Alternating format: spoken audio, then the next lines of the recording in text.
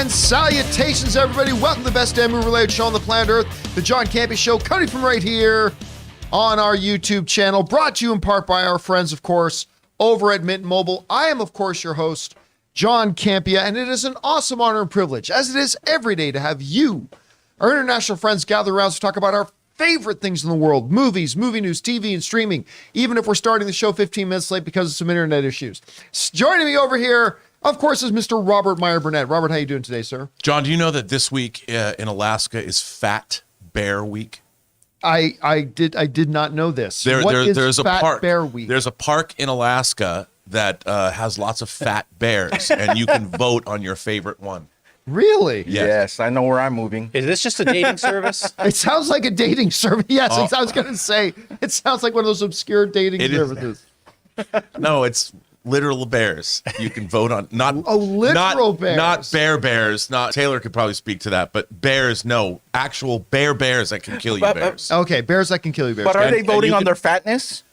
Well, yeah, I guess so. I mean, should I enter? Look, man, I didn't delve as deep into this as possible. I wanted to bring an interesting tidbit to throw out there, leave it for our viewers to decide. But Fat Bear Week. Fat Bear Week, ladies and gentlemen. Well, happy Fat Bear Week to everybody in Alaska. Speaking of fat bears. Also joining us, and he's joining you guys in the live chat. He'll be chatting it up with you guys today. Ray Orr's here. Ray, how you doing? I'm actually kind of offended.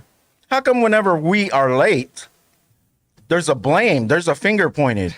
And it's only towards one person. It's 7 always your times fault. out of 10, it's did it. because you're late coming into the office. That's just math. nonsense. That's not even. Don't tell me the statistics.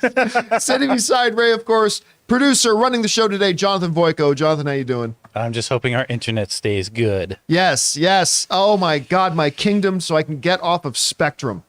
Oh my God. What's the problem in this country? The thing in this country is like everything's about, there should be competition in the marketplace. And yet this country is divvied up that it's like mobsters. Internet service providers have territory. Mm-hmm. And if you're in one person's territory, you can't get any of the other services. F that. I want to get off of Spectrum. But whatever, we're on Spectrum. And if those of you are watching us at Spectrum, please don't turn off my internet. Yeah. We love working with you guys. All right. With that all said, guys, we've got a number of things to tell you about. A little bit later today at 3 o'clock Los Angeles time, Rob and I are going to be doing an open mic. So that's just a show where you guys kind of dictate what we talk about. It's just all questions from you guys. Come on back and join us at 3 o'clock for that. And also, don't forget tomorrow, since tonight, you guys get to see episode 5 of Andor. Well, in Los Angeles, it's tonight at midnight. For some of you, it'll be tomorrow morning. So tomorrow at 3 o'clock at Los Angeles time, we'll be having our Andor after show open spoiler discussion. We hope to see you guys there for that. Okay, guys, with that down out of the way, let's get into some stuff here. We're going to start with an off the top, and that is this. You know, filed under 4Y, they announced a while ago that they are doing a new animated Super Mario Brothers movie. The 4Y part really comes from this. Mario, of course, one of the greatest Italian characters in pop culture, is of course going to be voiced by Chris Pratt, who the last I checked is not a good Italian kid.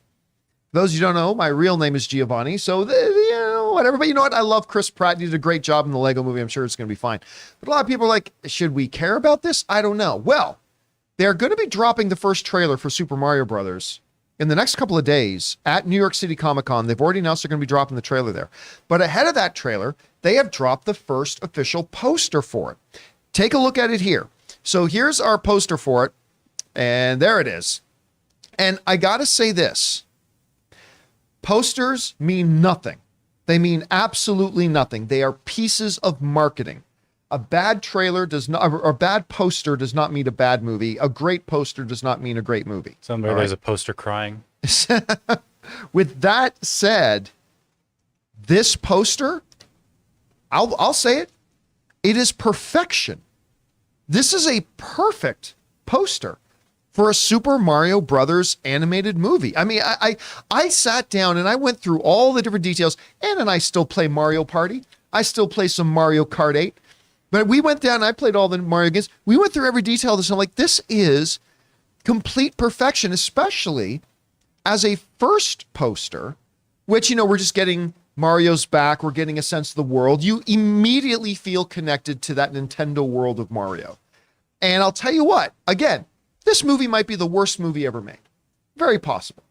But as far as just a poster goes, I'm telling you, I have a hard time imagining how they could have come up with something better. Because, Rob, to me, that looks, again, I'll say it, perfect. That is a perfect poster for this. Anyway, you got to take a look at this. What are your thoughts on the Mario movie in general? What do you think about the new poster they just gave us? Well, Chris Pratt is a mimic. You know, he can do voices pretty well. So I can understand he probably did one. He probably did an Italian voice and they went with him. So that doesn't really bother me. No, it doesn't bother me either. You know, because not all animated characters, I mean, he's not a plumber either. So. I mean, Really? You never know. He's a very talented guy. It just, John, this poster makes me smile. I look at this poster, I'm like, that's a cool poster. That's the kind of poster you'd put up in your game room. Yeah. You know, I mean, that's a cool bit of marketing. Like you said, it tells you a lot about the movie. I've always loved painted artwork for posters anyway. I've been, ever since the 80s when they started to go Photoshop pictures of the stars, I always thought a movie poster should mythologize the movie that you're seeing. So when you look at the poster, it sort of evokes the feeling of what it's like to actually see the movie. That image, the poster image does. This image makes me wonder what he's looking at. Uh-oh. Ray, I know you are an Xbox guy. I got a PS5 in my house, but you are an Xbox guy. Were you ever, like growing up, were you and Ann ever like Nintendo? Did you ever have Nintendo stuff? I can be the Xbox guy. I've been an Xbox guy, but when it comes to like properties from Nintendo, I think they just, my love for that goes above any console. They were there when we were young, or when I was young. With Ann, we used to play Mario all the time. This poster, I love the levels that you could see, like of the hills. Yeah. Like it looks like a open, breathing world where he's not just going through like green, grassy hills with nothing around it. He's gonna be running into a lot of little toads, a lot of characters. I suppose Princess is up in that castle, but usually Bowser has like one of the stone. That's too pretty of a castle to be Bowser's up there. So I suppose Princess is up there. Maybe Bowser kidnapped her in her castle. No. He tries to save her. Bowser kidnapped Tries to save her? Princess? But where's Luigi? No. Where's Luigi? Oh, yeah, that's right. I didn't notice Luigi in there. And also the little floating island hills things. The little floating islands is cool. I actually want to play this game. Hey, but Well, it's you a know movie. there's going to be a game to the movie. Like, you know that. They couldn't, I heard that they couldn't cut a deal with Luigi's agent. Oh. That's why he's not in the He film. knows his worth. Luigi knows his worth. He knows his worth. He saw the popularity of that Luigi's Haunted Mansion game. He says, I'm a worth of more. I have a That's what he question. said. Right. Rob, do you think they'll 3D this movie? You mean put it in 3D? Yep. No. Like put on glasses 3D? Yeah. I mean, look at this poster. I mean, maybe. I don't know. But then they wouldn't release the 3D disc here. You'd have to go to Japan. It would cost twice as much. Come on. But they're still putting them out. All right, guys. Question is for you. What do you think about the new poster for Mario Bros? I actually think the poster's incredible. I don't know if the movie's going to be any good, but the poster's great. What did you think about it? Jump down to the comment section below and let us know your thoughts. All right, guys. With that down, let's get over to the newest segment here on the John Campea Show. Our friends at Mint Mobile have given us the Mint Mobile hotline question of the day. If you guys want to hear your voice on the show, go ahead and call the hotline number. That's 951-268-4259. And every day we pick out one or two questions to address. So, Jonathan, which one did we pick out here today? Hey, John, this is JJ from Garden Grove, California. I was wondering something. How relevant is star power these days? I was reading an article in Variety that said one of the reasons why the movies Bros underperform at the box office was because its two leading guys aren't exactly big box office draws. And that could be true. I mean, movies like Bullet Train, The Woman King, The Lost City, and even this new Ticket to Paradise have been killing it at the box office. I mean, if a film isn't of the superhero or horror film genre, it seems that star power is needed to rake in the dough. What do you guys think? Thanks. All right. Thanks a lot for sending that in. And yeah, we touched on this yesterday a little bit, but one of the big surprises, other than the very big pleasant surprise of Smile doing so well, Ann and I are going to go see that tonight. We got our tickets. That was a great surprise. The not so great surprise was the absolute flopping of Bros. Now, nobody expected Bros to make $50 million opening weekend. Nobody did, but they expected it to do at least twice as good as it did. It ended up making $4.8 million in opening weekend. And why that's especially unfortunate is because the audience reviews are through the roof. They're in the mid-90s, and the critic reviews are in the mid-90s. I think it was Rolling Stone that actually called it one of the best comedies, one of the best romantic comedies of the century.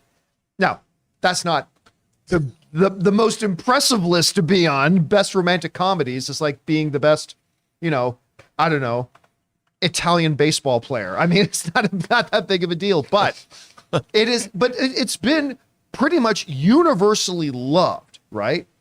Now, we talked yesterday about some of the ramifications of it.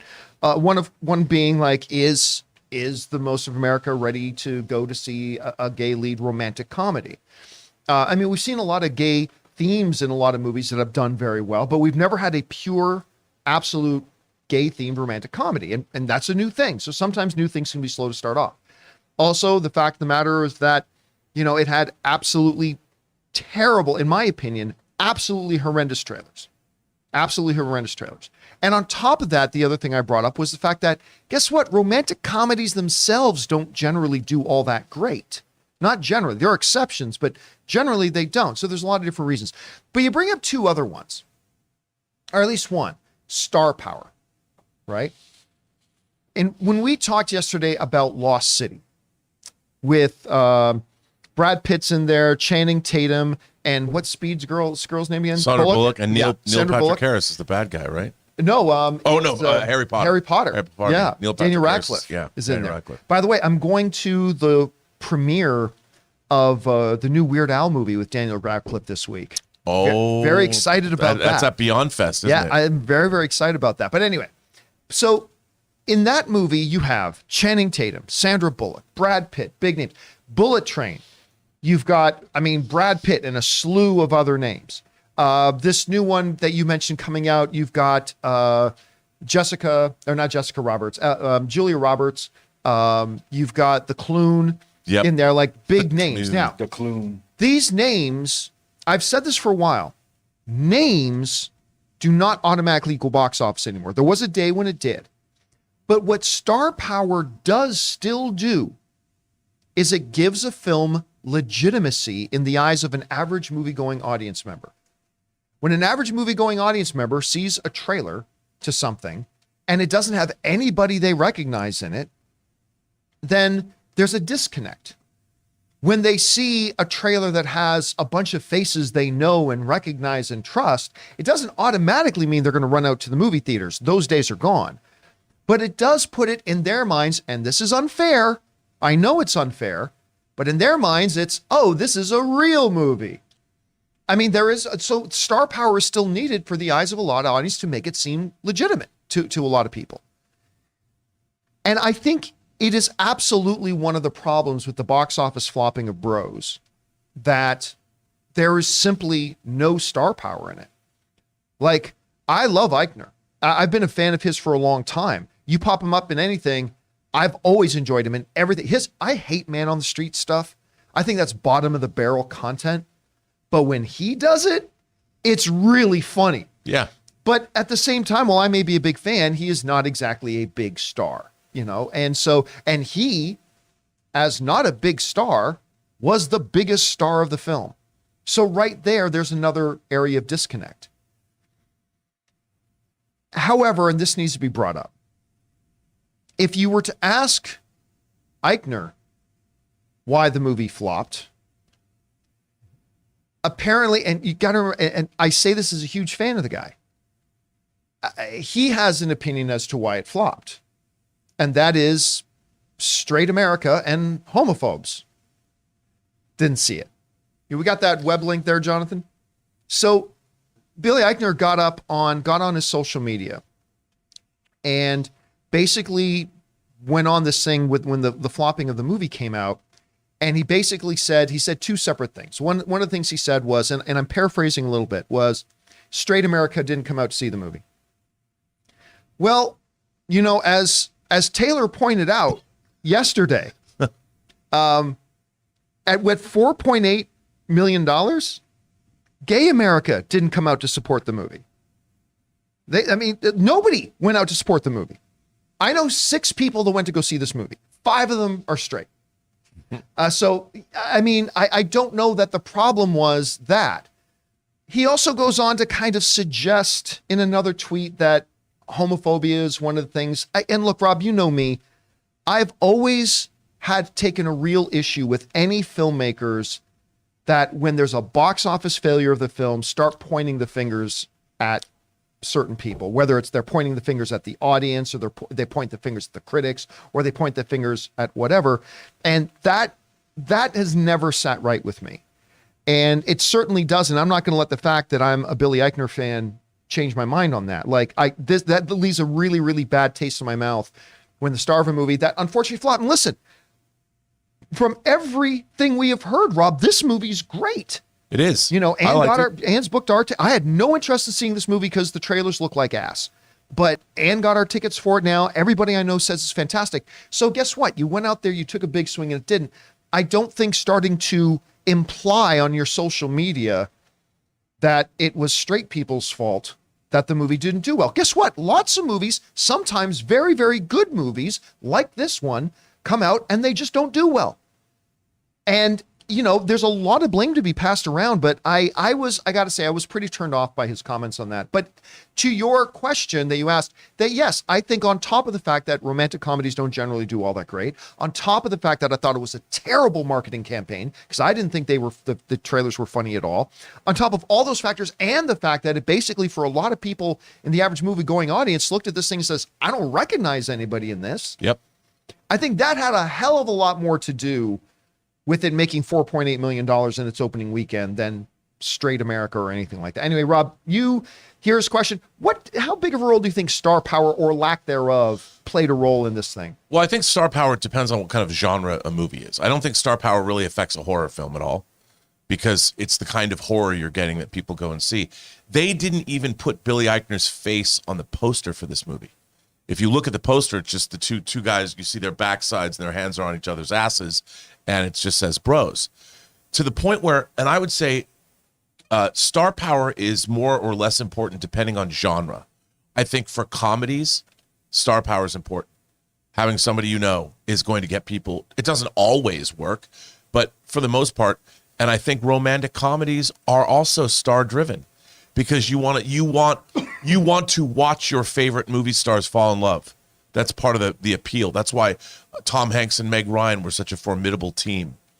Now, for this, what would have been really interesting is I was thinking, okay, what is there an out and proud gay leading man that they could have put in this movie that has the kind of star power that would have brought in the dollars? And off the top of my head, I couldn't think of somebody that could be the lead in a movie like this. Because, you couldn't make Brokeback Mountain today. People would be like, well, Jake Gyllenhaal and Heath Ledger, they're not gay. They can't play 2 gay characters. You'd run into that problem. And I maybe back in the day, someone like... I'm not so sure I believe that. Because when you look at one of the more celebrated TV shows the last number of years, Modern Family, right, which won tons of awards, whatever... one of the actors who played Stone Street at Stone Church or Stone Street. What's the guy's name? Anyway, one of the couple of gays is a straight actor. Nobody ever complained about that. No, but I think that was pre where we're at now. Just like Will and Grace. I mean, Eric McCormack, married guy, he wasn't gay and he played Will and Grace. And then they brought Will and Grace back. So I think it depends what era we're in. Because we're in a new place. I think Modern Family predates that, but I was thinking about that, and in a way, it. I think with this particular movie, I think the star power of it really did, in fact, hurt it, because I do think a romantic comedy relies on star power to work. I remember the trailer I watched this morning, Shotgun Wedding, the new J-Lo movie. I watched that trailer today. And I just because it struck me, I loved J-Lo's presence, not Jennifer Lawrence.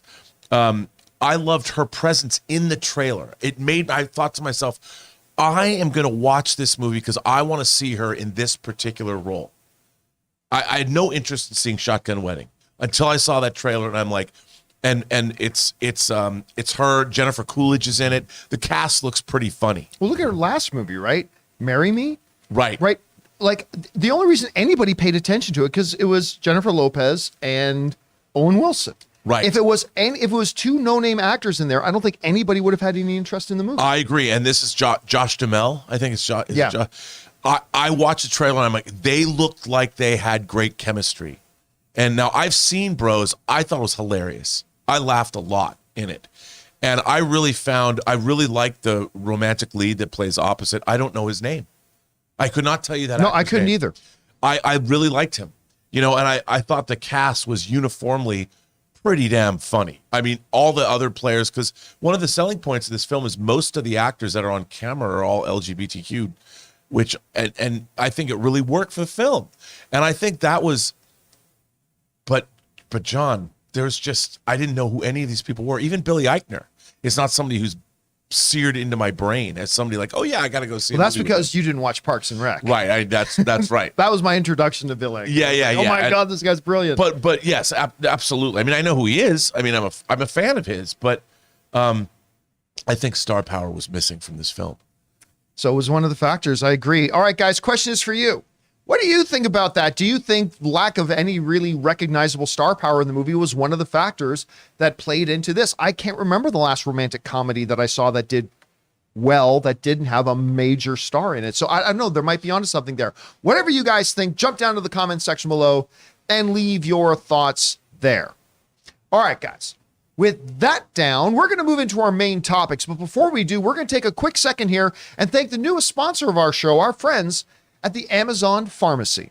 Guys, we want to take a second to thank a sponsor of today's video, Amazon Pharmacy. I don't know about you, but when I need to go to the drugstore, I always seem to wait till the last minute, hoping that they'll be open, or I get stuck in a line, or both. And that's why I love Amazon Pharmacy. Yes, that Amazon. Amazon Pharmacy delivers a better pharmacy experience that delivers directly to your door and works with most insurance plans. Amazon Pharmacy helps you save time, save money, and stay healthy. They have transparent pricing, so you know what you'll pay before you pay it. That is clutch. As an added bonus, Prime members can save up to 80% on their prescriptions. And like I mentioned earlier, Amazon Pharmacy works with most insurance plans. And if you ever have any questions or problems, real pharmacists are always available at Amazon Pharmacy, no matter the time of day or night. A pharmacy that works for your life, with meds delivered to your door. It doesn't get any better than that. Switch to Amazon Pharmacy and save time, save money, and stay healthy. Learn more at amazon.com/Campea. That's amazon.com/Campea. Average savings based on usage and Inside RX data as compared to cash prices. Average savings for all generics are 78%, 37% for select brand medications. Restrictions apply.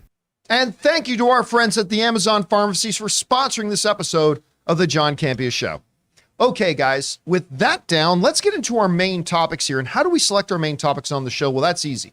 You guys come up with our main topics. See, whenever you guys come across a big topic, issue, or story that you guys feel we absolutely have to have as a main topic on the show, just go anytime 24/7 over to www.thejohncampeashow.com/contact.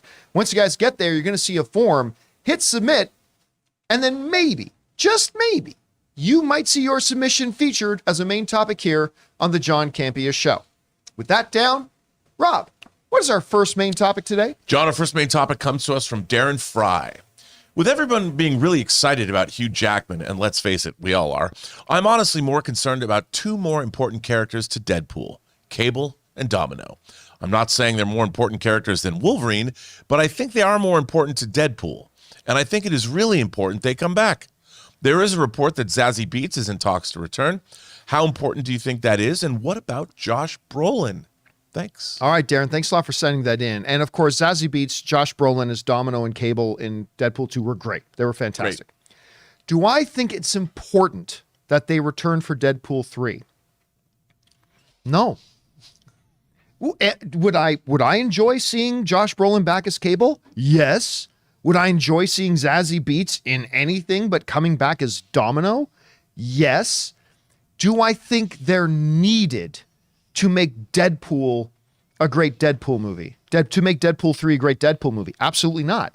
They weren't in the first one, and that's arguably the better one. I'm not saying that means take them out and the movie will be better. What I'm saying is that proves you don't need to have them there. So when I look forward and I hear about Deadpool 3 coming, listen, it could be 2 hours of Deadpool and Wolverine in a car the whole time, just bantering, and it'll be one of the greatest movies of 2024 or whenever it comes out. I think it's 2024, right? Yeah. It'll be one of the greatest movies of the year just based on that. However, would I like to see them back? Yeah, and you know what? It sounds like maybe they will be. This comes to us from the folks over at CBR who write, Zazie Beetz recently met with Marvel Studios to discuss reprising her Deadpool 2 role in the film's upcoming sequel, according to industry insider Daniel Reichman. The star previously publicly expressed interest in portraying Domino again. However, she remained coy about whether any discussions had taken place. Reichman's report seemingly confirms Beetz is indeed in the running to return for Deadpool 3, although it's worth noting that neither Marvel Studios nor the actor herself have officially commented on her involvement with the project. Now, she had actually taken her first meetings with Marvel. I can tell you this. Her first meetings with Marvel were a long time ago. I that much I can tell you. She probably also met with them again recently. But Rob, again, it's one of these things. You can't write the script for Deadpool 3, have Domino be a prominent part in it, and then figure out if Zazie Beetz can be in the movie. Right. Like that's something you have to have, your eggs in a row. You got to be ready to go there. I loved the way Domino in Deadpool 2 was nothing like Domino in the comic books. But you know what? I loved this character in the movie. I did too. I loved the whole nonchalantness of her character. I thought she was great, whether it's in some of the ways her ridiculous luck power would come into play, or even just her tone and demeanor, like standing in a room with Deadpool in certain conversations. It was great. Play that off of Josh Brolin's Cable, which would be great because the Thanos jokes will roll like crazy if they do this. So I personally do believe that both Cable and Domino will be in this movie. But again, I would also be okay if they weren't, because I don't think they're needed. The only two that are needed is obviously Ryan Reynolds, good Canadian kid, and Hugh Jackman, good honorary Canadian kid. So anyway, Rob, you hear about this. Do you think she's going to be back as Domino? Do you think it's important that she's back? Well, I think she probably will be back. I think that, and probably Josh Brolin as Cable as well, only because they were so fun and they were successful. I hope Negasonic Teenage Warhead and I hope Colossus. Colossus and her, I would argue that Colossus and Negasonic are more important. I totally agree. Cable and Domino. And then our landlord lady. Oh my gosh! I mean, she'll be back. Yeah, She's got to be back, right? Yeah, I would imagine so. I mean, they don't need. I mean, Wolverine is Domino and Cable worked really well in Deadpool 2, but frankly, I mean, if you have Hugh Jackman as Wolverine, you don't need Cable and Domino. I mean, they can be in it; it could be fun, but the focus is going to be on they're like you said, their banter. People want to see Wolverine and Deadpool together. No slight on these actors, because I really liked Domino and Cable. I thought Brolin was great as Cable, but you don't need them. They don't need to be. You've got what you've got. And then having Wolverine, it gives the movie, it's sort of distinct. You've got Deadpool 1, 2, and 3. But look, they all work really, really well together. So why not? Why not put them in the movie? I don't want this to be an overstuffed, in a way. I mean, I'll probably love it anyway because I love the first two Deadpool movies. But I don't want this to be overstuffed with a bunch of other characters. By the way, I've had a buzz go off I'm looking on IMDb right now. I can't find the woman who played his landlord. Didn't she die? Oh, did she die? I'm looking on IMDb right now. I can't, but I'm going to feel really bad if she didn't, because as soon as we talked about that, I had this buzz go off in my head, and I'm looking on IMDb right now. She might have. I mean, but I can't see that. So Loretta no, Lynn that's died. the singer. That's the singer. We're talking about the woman for what's that? Huggins. Yes. Leslie Uggams, yeah. But did Leslie, I think I remember, didn't she like pass away like 2 years ago? I can't remember. Now I'm going to feel really bad. Okay, well then there you go. I had it, so for some reason I had a buzz going off in my head that she'd passed away. But at any rate, it comes back again to what we were talking about before. I said the only two that are needed here are Wolverine and Deadpool, but I will be tremendously disappointed if Colossus isn't back. Because honestly, other than Deadpool, he's been kind of the main creative and humor kind of pop of it. And by the way, I know a lot of people have a lot of differing opinions about it, but the fight between Juggernaut and Colossus is, I know Deadpool 2 is a comedy, but the fight between Juggernaut and Colossus was an awesome fight.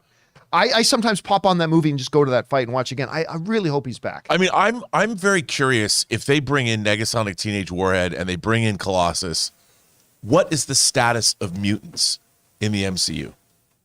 And I honestly think that this part of the storyline is going to be Deadpool coming from one universe to another. I could totally see him talking to Colossus, saying something about, you should stay with the X-Men and Deadpool. Listen, Colossus, how many times I got to go over this? They're not real here. Or something like that. Yeah, I mean, I could totally see that because you can't, I mean, they're all from that universe.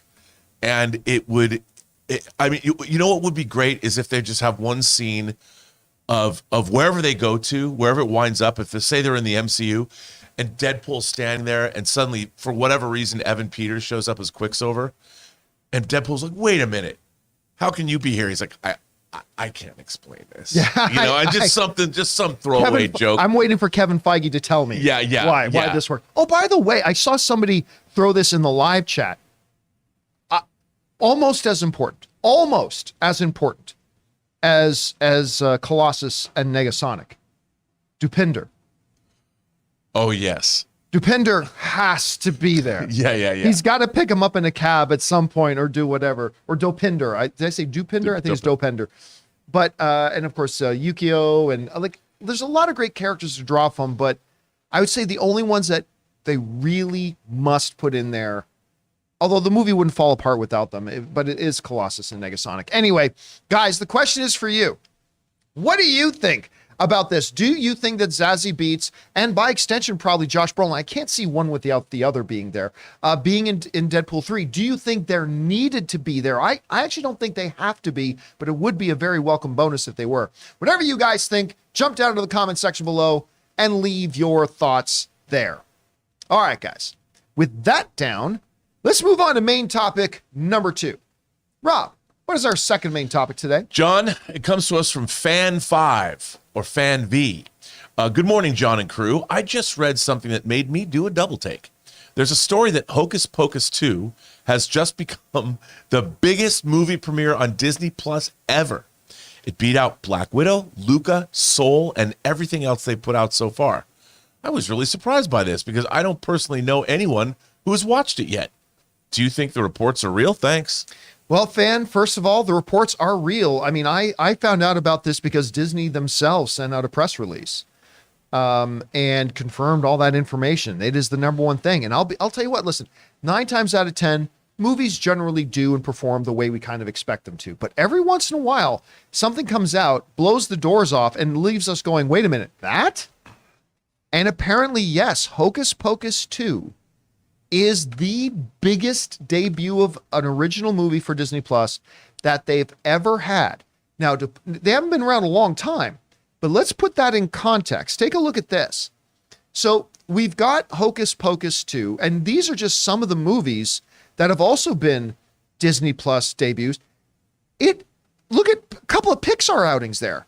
Soul and Luca. Family. Pixar. Movies on Disney Plus. It outdid both of those. A really super popular movie in Chip 'n Dale Rescue Rangers that I still have not watched. Like everybody's still mad at me for that, but people love that movie. Whatever. You had Tom Hanks in Pinocchio. Wah, wah. But still, people had to watch it to know it was terrible. And so it did that. What I think is the best movie the best original Disney Plus movie. It was not meant to be an original Disney Plus movie, but they just dumped it on Disney Plus. Whatever. Turning Red. It outdid Turning Red. And probably most shockingly, although it also did have a theatrical run and whatever on digital, but outdoing a Marvel film in Black Widow.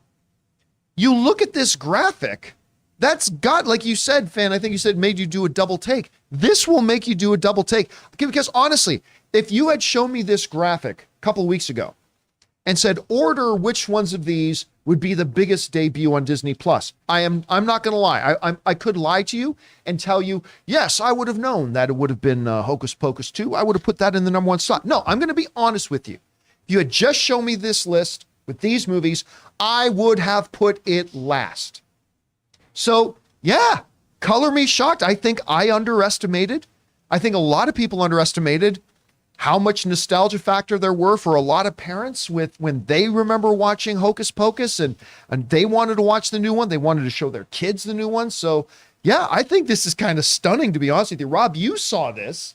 What do you make of it? Well, first of all, there's more subscribers for Disney Plus now than than there were ever. before. Yeah. You know, because like with Black Widow, I bet there's twice as many subscribers now as there was when Black Widow. It's not double, but there are more. Yeah. There are more. So that's a factor. But it does not surprise me because, one, this film has both adults and probably kids wanting to see it because there's a big nostalgia factor with this. That, I mean, look. By the way, their costumes, they don't look like they've aged a day. Oh, yeah. I mean, I would say something like this. My mom would be interested in this. My mom could care less about Black Widow. Right. So I think that specifically the Disney Plus audience, this is made for the whole family. You know, whereas my mom could care less about certain Pixar movies and stuff. But this, I could see the entire family sitting down and watching this. That's why I think it probably, grandma can watch this.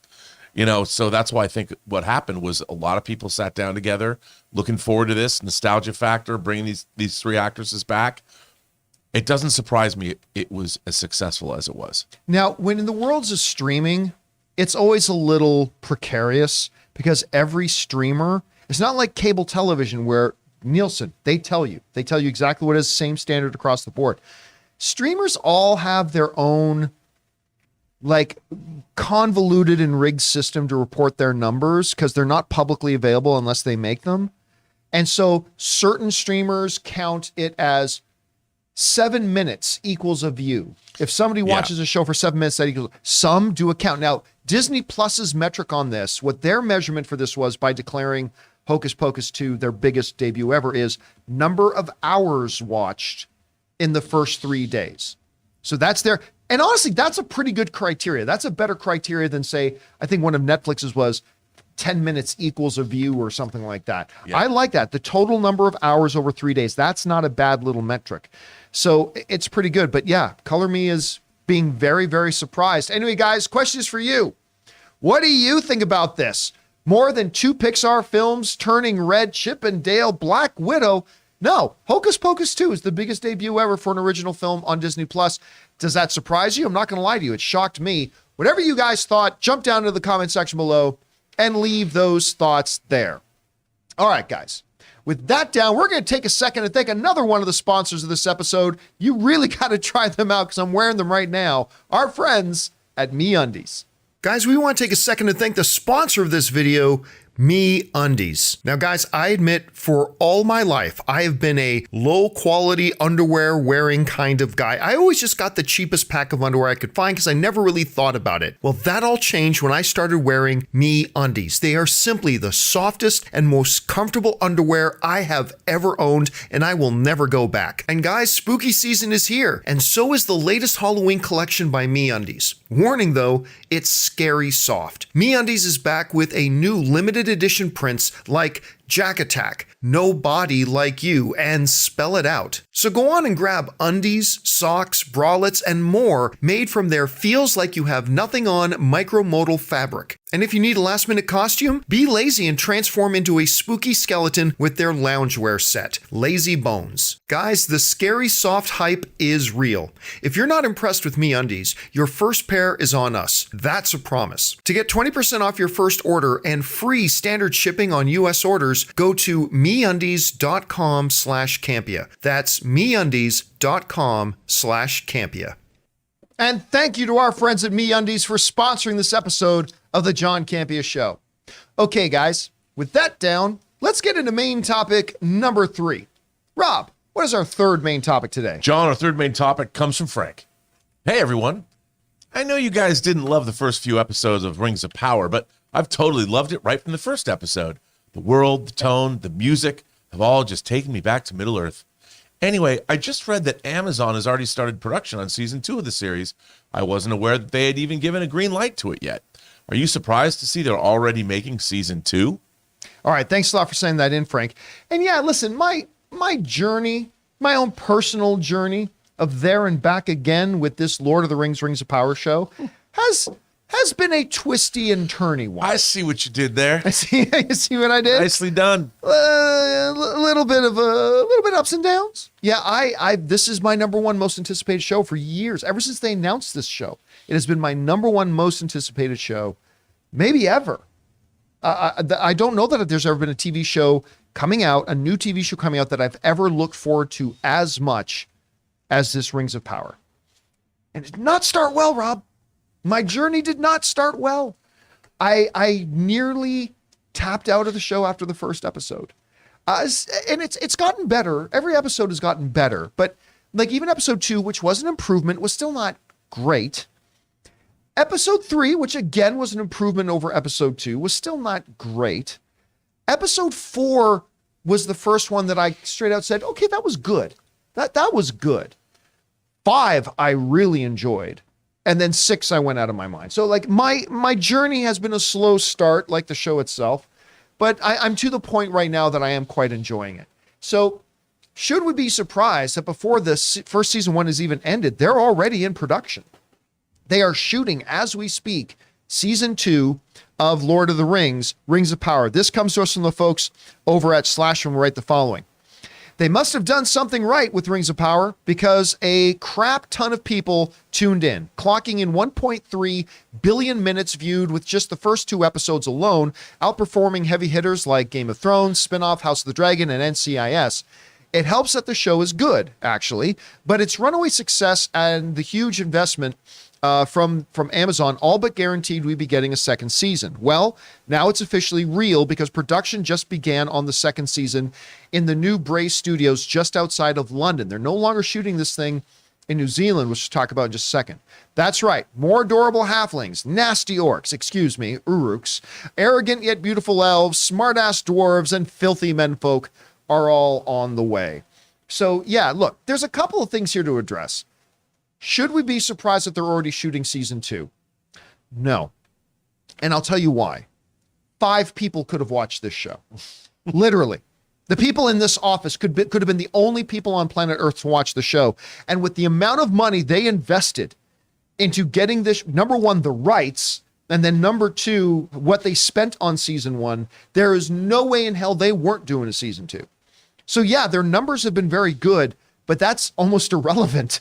Season 2 was going to happen no matter. Season 3 is not a foregone conclusion, but I mean, season 2, there was never a doubt. With the money they spent on this, there is no way they could justify not doing season 2 and rolling the dice on that. So absolutely no surprise there. But again, Rob, it's the tangibilization. Sure. It's good to know that out there they're shooting this next season now. Now, one of the interesting parts about this is that they are now no longer in New Zealand, where Peter Jackson shot the original trilogy.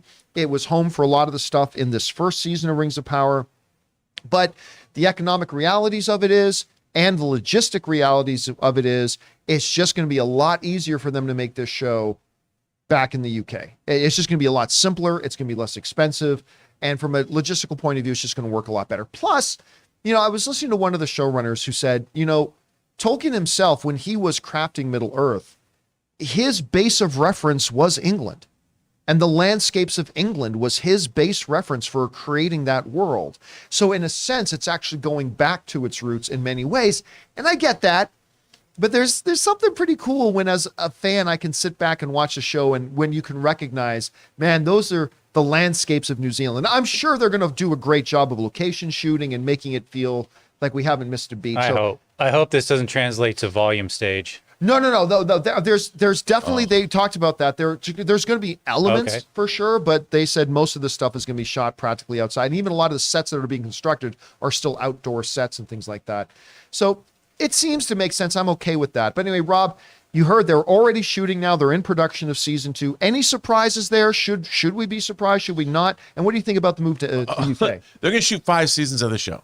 You think that's a foregone conclusion? You're going to do all 5 regardless? No one spends as much money as they spent for the rights of this. And I don't disagree. They're doing their 5 seasons. It's going to happen. I mean, as a matter of fact, I don't think that there's even it would come up.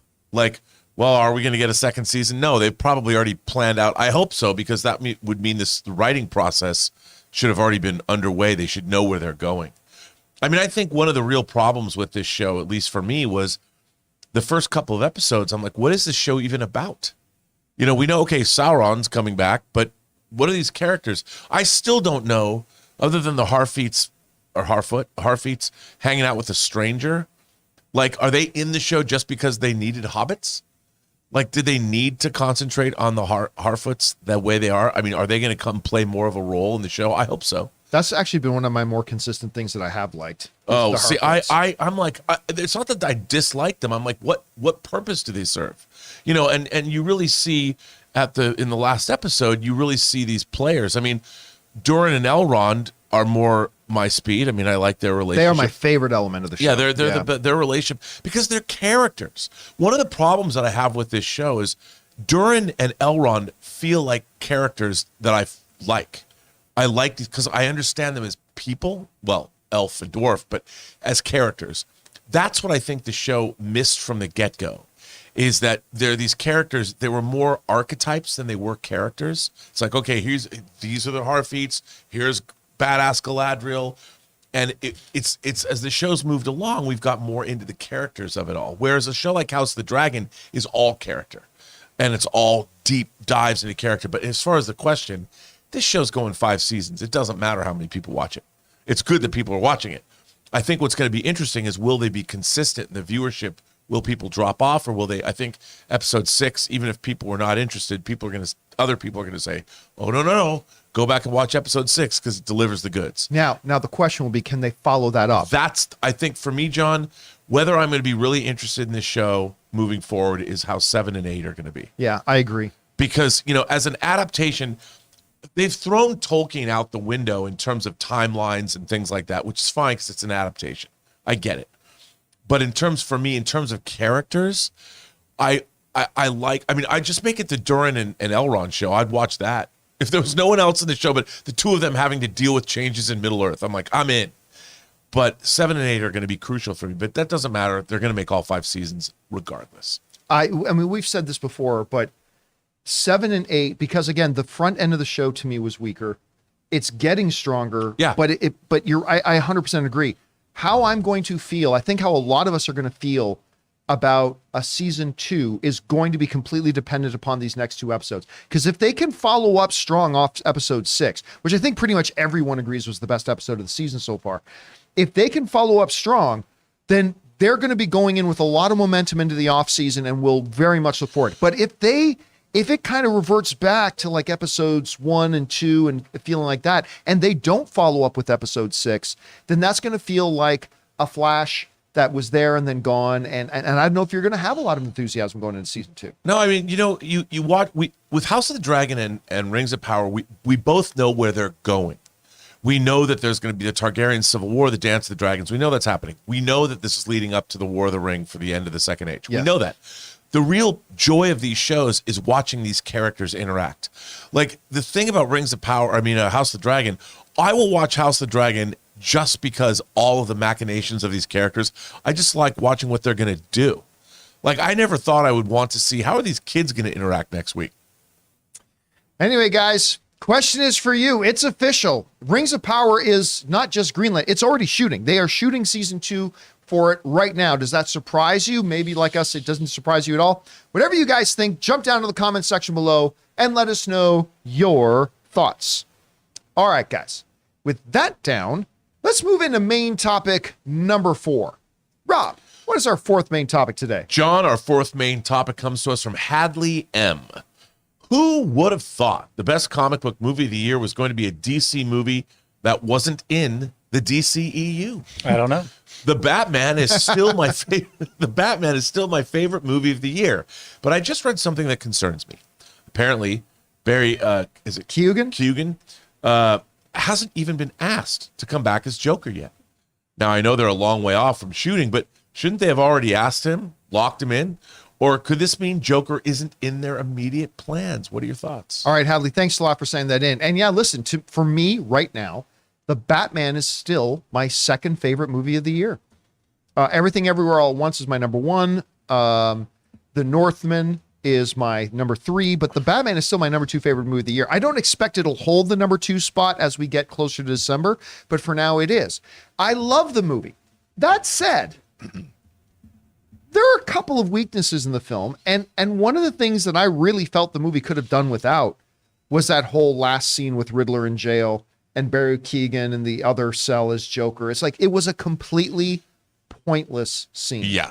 It was not necessary. It was not needed. It's the only thing in that movie where it felt like Matt Reeves went, hey guys, look, you recognize Joker? Joker's here. And it was like completely unnecessary and shouldn't have been in there. You know, it's really funny. Then that deleted scene came out. And it's like, if you wanted a Barry Keoghan as Joker scene, that's the one you should have kept.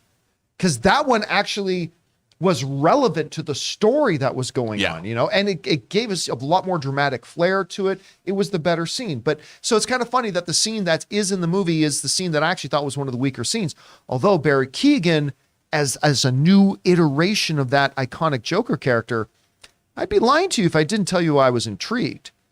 But apparently, as the wheels are in motion, they're moving forward with getting ready to do a Batman 2. The guy they still haven't spoken to is Barry Keoghan. This comes to us from the folks over at CBR who wrote the following. The Batman actor Barry Keoghan, who of course was also Druig in The Eternals, I loved him in that, who plays the Joker, has not been asked to return to his role yet. In an interview with GQ magazine, Keoghan revealed that Warner Brothers hasn't yet approached him about reprising his part as the Clown Prince of Crime. However, the actor confirmed that he won't require much convincing to join the sequel. As soon as that call comes, I'm there, man, Keoghan said. I'm there. All right. There are a couple of ways to look at this. Number one, who says the Joker has to be the villain in the next one? Right? I mean, yeah, we met him, but that doesn't mean he's got to be the villain of the next film. It doesn't mean he has to even be in the next film at all. It could be one of those things where Matt Reeves and the folks at Warner Brothers think, you know what? Let's put Joker in our pocket. Let's wait till movie 3 or 4, because you know there's going to be a movie 3 and probably a movie 4 anyway. So they're thinking, why blow our proverbial load this early? Let's put that in our pocket. People seem to respond well to him. Let's save it. So that's a very big possibility for it. That's possibility number one. Possibility number two, which I think is the least likely, is they may have decided to recast the role. They might have looked at it and said, you know what? Matt Reeves might say, I've got this idea for Joker in the new movie, but it's kind of fundamentally different from what we kind of did in the first one with that little cameo. And I don't know that Barry's the right guy to play that. They could just be recasting the role. Now, again, I think that is the least likely. I don't think that's likely at all. Then there's option number 3, which is simply this. They're still writing the script. I mean, let's not pretend that this thing is far along and they're going to start shooting this movie in 4 months. Right. They have no even production date in sight right now. They've not finished a script. They haven't locked down their story yet. So option number 3 here is very well could be that, well, they haven't approached him yet because they're not ready to approach him yet. That, hey, yeah, Joker's going to be in the movie and Barry's going to be their guy and we'll go and talk to Barry once we're ready to talk to him. Because that movie, like you said in the email, is still a long ways off. So I think the two most probable scenarios here are, number one, that Joker is not going to be the villain of the second film. They're going to save him till later. I think that's the most likely scenario. But other than that, I think the second most likely is, yeah, they haven't asked him yet. And that they will at some point. But I'm still leaning more towards option number 1 on this. Rob, you hear about this. They haven't gone back to him. What did you think about him as the Joker in that? And why do you think he hasn't been spoken to yet? Well, one, I think you pointed it out. I mean, they're probably still writing the script. I'll bet you that when they were writing the script, they have multiple ideas they've been thinking about anyway. A Joker version and non-Joker version. They can bring the Joker back in the third film. I mean, I don't think they're even obligated to have the Joker in this upcoming movie because, in a way, I can't imagine being a filmmaker. You know, you're working on Batman, and that's the obvious thing, is the Joker. I thought they did a really good job with the character of the Riddler. You know, I thought he that was magnificent. and I think they're going to want to deal with that again. They're going to go a different way because why? I mean, obviously everyone loves the Joker, but why bother? Like, do something else. I would think the least appealing thing for a filmmaker like Matt Reeves is to make a movie with the Joker, unless he has a new take on the Joker that he's saving for his third outing. Of course, he did introduce him in the first film. Yeah, no, he did, and maybe you're going to see him, but maybe he's not the main character. Yeah. Like, I would think, judging by his version of Gotham and his version of everything else, he's doing something that's very different, I thought. And I think I would imagine he's going to continue doing that because I think it would be just you'd be hamstrung as a filmmaker to shoehorn Joker in unless you were building up to that, which could very well be the case. You know, you have Joker being teased and then finally he breaks out or whatever. But I think you pointed it out. Look, we're a long way from this movie getting made. I would imagine and I have no reason to think this, but I bet you they might even be, like, if you're sitting down, they might be developing different scripts to decide which one they're going to go with because they know they're going to make a third one.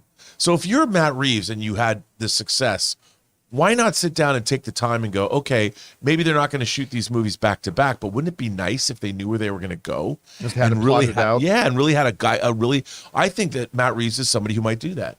Did you put your hand up, Ray? Yeah. I just find it hilarious. You guys are talking about Matt Reeves. I mean, we have him right here in the studio. Why don't we just talk to the source right there? Although I got to point something else too. I have not read any of the awards tracker websites or anything like that. So I don't know if there has been any legitimate buzz about Paul Dano for a Best Supporting Actor nomination for The Batman. If I were running the Academy Awards and they were being held tomorrow, I'm not saying he would win, but Paul Dano would be nominated for Best Supporting Actor, which is kind of funny because there's a lot of buzz that he's going to get a nomination for The Fabelmans. So, I mean, this is really going to be a Paul Dano kind of year. I mean, So I think one way or the other, he's going to get some Oscar buzz. Has that ever happened before? An actor getting the nominations for different movies for the same category? Not for the same category. Oh. There's been people like George Clooney was nominated for Best Director and Best Actor. I think it has happened where somebody was nominated for Best Actor and Best Supporting Actor in the same year. But I don't think you can be nominated. I might be wrong about that, but I don't think you can be nominated in the same category twice in the same year. Oh, that's crazy. I might be wrong about that. I'd have to brush up on my for the Academy Fabelmans, rulebook. He would be the lead, right? He would be up for the lead. Who? Paul Dano? Paul Dano. For Batman? No, that's no, Robert for Pattinson. Fabelmans. No, he's a supporting he's actor. the father. So there's a possibility if they allowed it, he could get 2 nominations. But again, I don't think you can be nominated. I don't think you can be nominated for Best Supporting Actor twice. Okay. Again, I don't go to the bank on that. I'm not 100% sure on that. I know the same movie, that some people believe that the same movie can't have 2 nominees in the same category, but you absolutely can. Deborah Winger, Shirley MacLaine were both nominated for Best Lead Actress for Terms of Endearment. Godfather had multiple. Mutiny on the Bounty, I think, had 3. I think Mutiny on the Bounty had 3 actors in this. And you say, but I don't think an individual can be nominated twice in the same category. But again, I could be wrong about that. I need to brush up on the rule book. Anyway, that'd be guys, like double jeopardy. This question is for you. What do you think about this? Do you think Barry Keoghan is going to return as Joker in the next Batman film? Do you think maybe they're going to recast him? Do you think they're just not going to use the Joker in the second movie yet? Do you think they're going to use the Joker and they just haven't gotten around to talk to him yet? Or is there another option that we haven't considered? Whatever you guys think, jump down to the comment section below and leave your thoughts there. All right, guys, with that down, we are now going to open it up to you, and we're going to open up the super chats. If you guys have a thought, theory, opinion, or question about any of the stuff we talked about here today or anything else, you can go ahead and start throwing that in now. Now, we only keep it open for a few minutes, so get it in fairly quickly. Try not to do big multiple part, like 3, 4, or 5 part questions if you don't mind, because that's hard for us to keep track of. But before we get to those questions, start answering those, we're going to go over and hear from our final sponsor today, our friends at Mint Mobile. Hey guys, we want to thank the sponsor of today's episode, Mint Mobile. Mint Mobile offers premium wireless starting at just $15 a month. And now for the plot twist. I'm just kidding, there isn't one. Seriously, Mint Mobile just has premium wireless service from $15 a month. There's no trapping you into a 2-year contract or opening the bill to find these crazy fees. There's no luring you in with free subscriptions to streaming services that you'll forget to cancel and be charged full price for. I used to dread opening my phone bill every month because every time I was opening it, it was like playing roulette. I never knew what the actual price was going to be, and it always seemed to get higher. But not with Mint Mobile. Mint Mobile gives you the best rate whether you're buying for one or a family, and at Mint, families start at 2 lines. All plans come with unlimited talk and text, plus high-speed data delivered on the nation's largest 5G network. And if you're worried about the complication of switching things over, don't. Use your own phone with any Mint Mobile plan and keep your phone number along with all your existing contacts. So guys, get premium wireless from just $15 a month and no unexpected plot twists at mintmobile.com/Campea. That's mintmobile.com/Campea. Seriously, you'll make your wallet very happy at mintmobile.com/Campea. And thank you to our friends at Mint Mobile, owned by a good Canadian kid, Ryan Reynolds, for sponsoring this episode of the John Campea Show. All right, guys, with that all said, let's now move on and hear from you guys. And you know what? We've only got a few of our member channel questions in here right now, so we're going to take our members' questions first. So what do our channel members have to say, Ray? Okay, we got one from Yander Pride. Rob, what did you think of Ethan Hawke in Moon Knight? To me, at least, he's the best antagonist since Thanos. I mean, I liked him. I thought he did a great job. I just felt that the Moon Knight show overall wasn't quite the Moon Knight that I was looking for, but Handsome Hawk, he was great. I wouldn't say he was Thanos level, but he was really good. Oh, yeah. No, listen, the very first shot of Moon Knight was Handsome Hawk breaking the glass, listening to the music, putting the glass in his shoes, and then walking away on his shoe. I mean, I thought he was very, very good. Not the best written. Right. Unfortunate character at the end of the day. He was, after all, just a lackey. He was a henchman when it was all said and done, but very good. I mean, I liked him. The problems that certainly, if I were to list out my problems with Moon Knight, Ethan Hawke wasn't one of them. No, nor was not his at character, all. to be honest with you. All right, what's next? Chris Retzlaff writes, keep up the great content. Did you see the AMC SNL skit? Hilarious. Yeah, if you're talking about their spoof on the AMC with Nicole Kidman thing, that was hilarious. I thought it was really funny. Listen, let me rephrase, because I got a lot of people writing to me, John, that thing you hate so much. But let me be very clear. I don't dislike the commercial. I hate that they feel the need to, when a movie is already a half hour late starting, that they feel the need, okay, we played all these trailers, all these soda commercials, all these promos. Okay, you ready to watch the movie? Yeah, fuck you. You're going to sit down there for another little bit and watch our AMC commercial, even though you're already sitting in an AMC theater. That's the part that drives me nuts. And you know what? If a movie time was 7:00 and 7:00 hit and then they just showed it that commercial and then played the movie, it wouldn't be as bad. But it's like, it comes on when a movie is already a half hour late from starting. That's the part that drives me crazy. Okay, anyway. Mighty Tank 1 writes, just started Yellowstone because of your high praise. Only 3 episodes in, but I'm loving it so far. Are you guys doing an after show for season 5? I am very much considering doing it. I don't know if enough people watch it. That's the problem. So maybe my after show is just going to be me sitting by my fire pit at night with my phone and live streaming and just talking about Yellowstone. I think it's the best show on TV. I think it's even better than Succession, and Succession is fantastic. I think it's better than House of the Dragon. I think Yellowstone is the best thing on TV right now. So I am 80%, maybe 75% sure that I'm going to be doing a Yellowstone after show. Thanks for asking, man. And I'm glad you started watching it.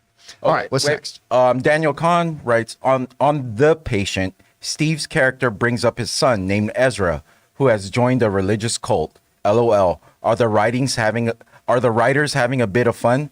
I think he's talking about The Patient with Steve Carell. Right. And Donald Gleason. I am only 2 episodes in. Two episodes in.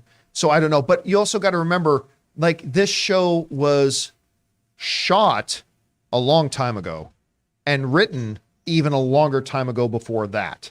So I don't know that there's any connection there. Maybe yes, maybe no, but I'm going to say I doubt it, but it's not impossible. Okay, Zelda Master 702 writes, saw Avatar for the first time in theaters over the weekend. Way of Water shot way up my must-see list this year. Oh, absolutely. Like again, we talked about it yesterday.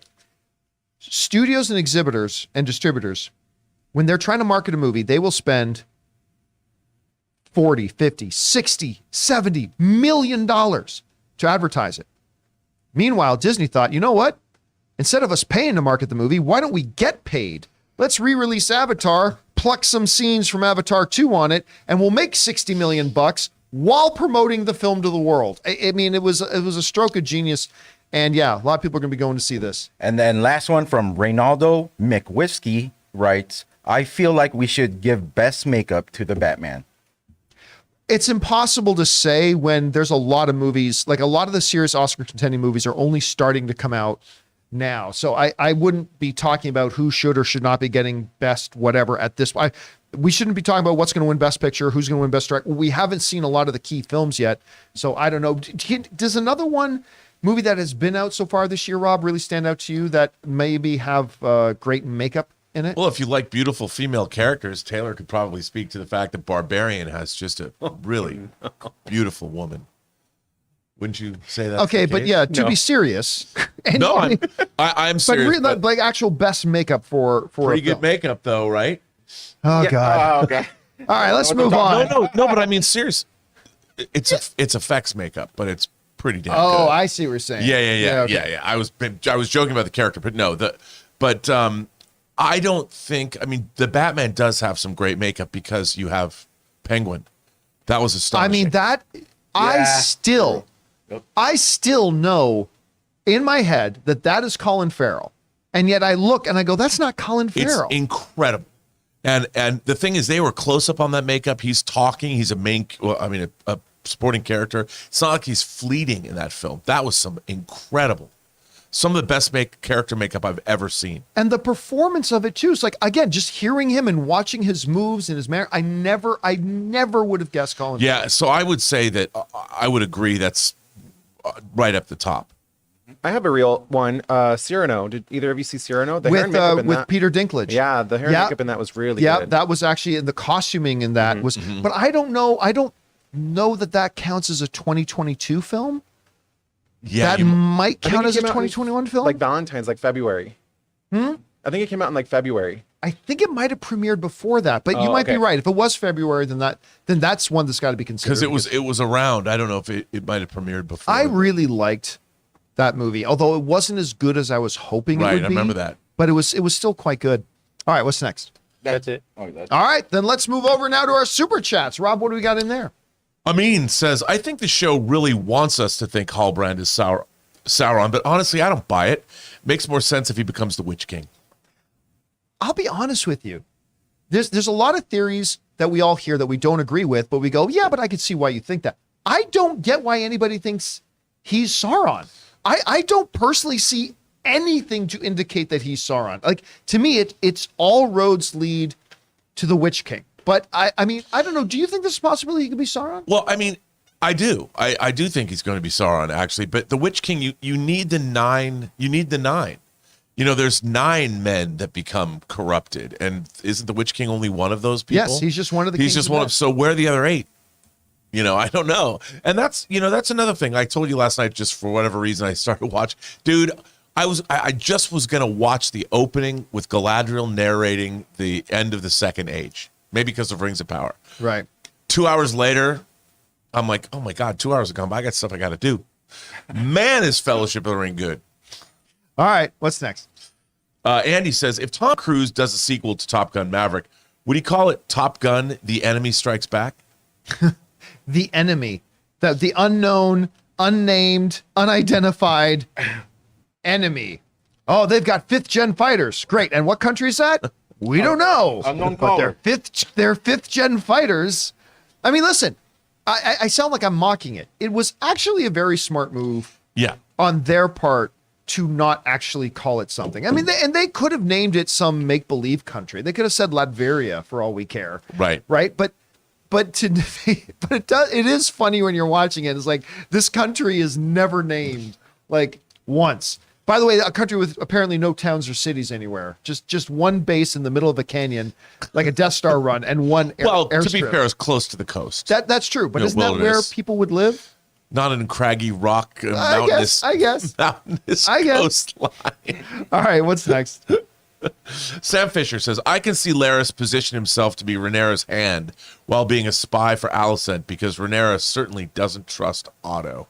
I don't think she trusts Laris. Laris, yeah. I don't think she trusts Laris either.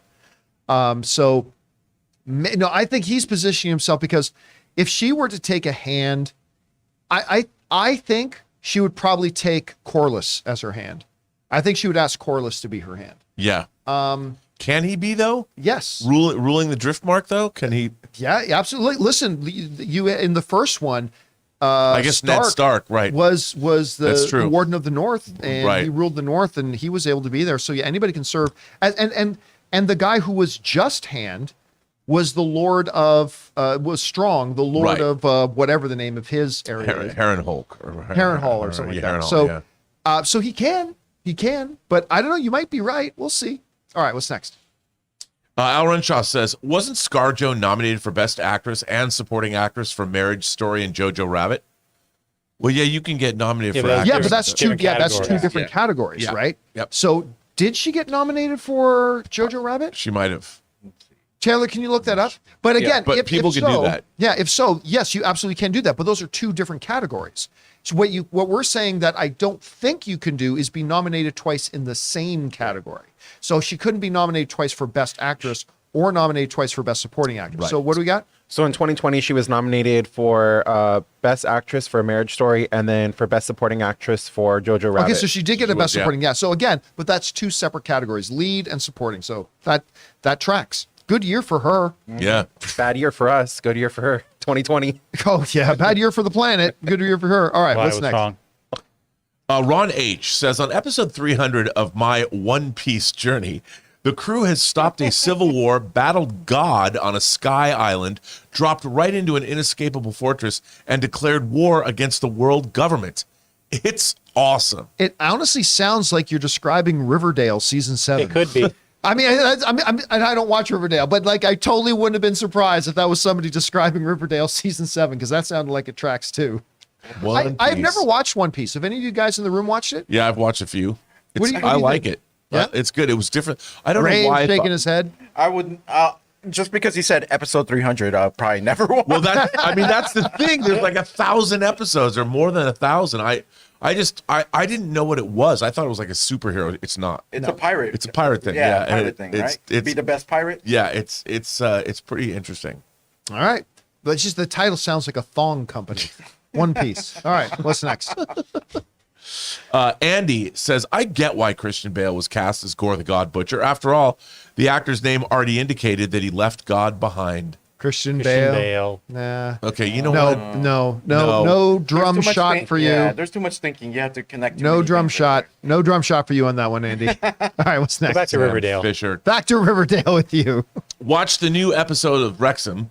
I felt so bad for the woman who wanted to be a woman who wanted to be a cop, but then didn't pass her background because of her boyfriend. Dump his butt. I have not seen the newest episode of Wrexham, but I'm telling you what, man. Every time Ann and I sit down to watch that, I've been so impressed. Just telling the story of the people like surrounding that. And listen, if you want to know, if you're not into sports, and you want to know why are some people so incredibly into sports, watch Welcome to Wrexham. Like it's also, they bind communities. It's a lot of fun. This question, he mentioned a cop, a girl, lady wanting to be a cop, and her not. So it just doesn't involve the team. I haven't seen the episode, so I don't know. No, but it does involve the townspeople too. Oh, you cool. get to, yeah. Yeah, That the makes Welcome it to Wrexham is also goes like heavy into the people. Oh, these okay. fans of Wrexham. I might check it out. It's so good. All right, what's next? Mattuine says, Andor episode 4. While Vel's team briefs Cassian on the mission, It's perfect foreshadowing of future rebellion mission briefings down to camera angles, lighting, and characters standing in a circle, and I love that. I mean, for me, I mean, that was all great. Everything, especially when the Imperial dude shows up, the Imperial defector dude.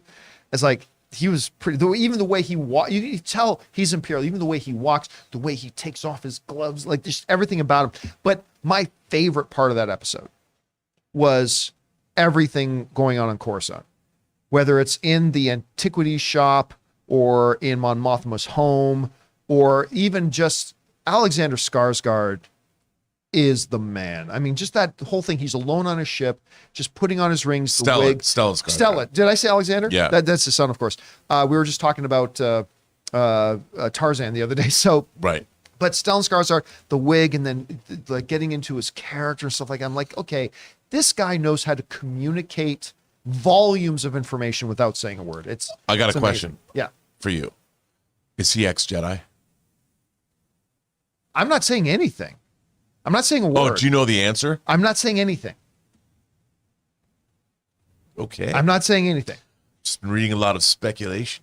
All right. What's next? Suthius says, would you be okay with a time skip?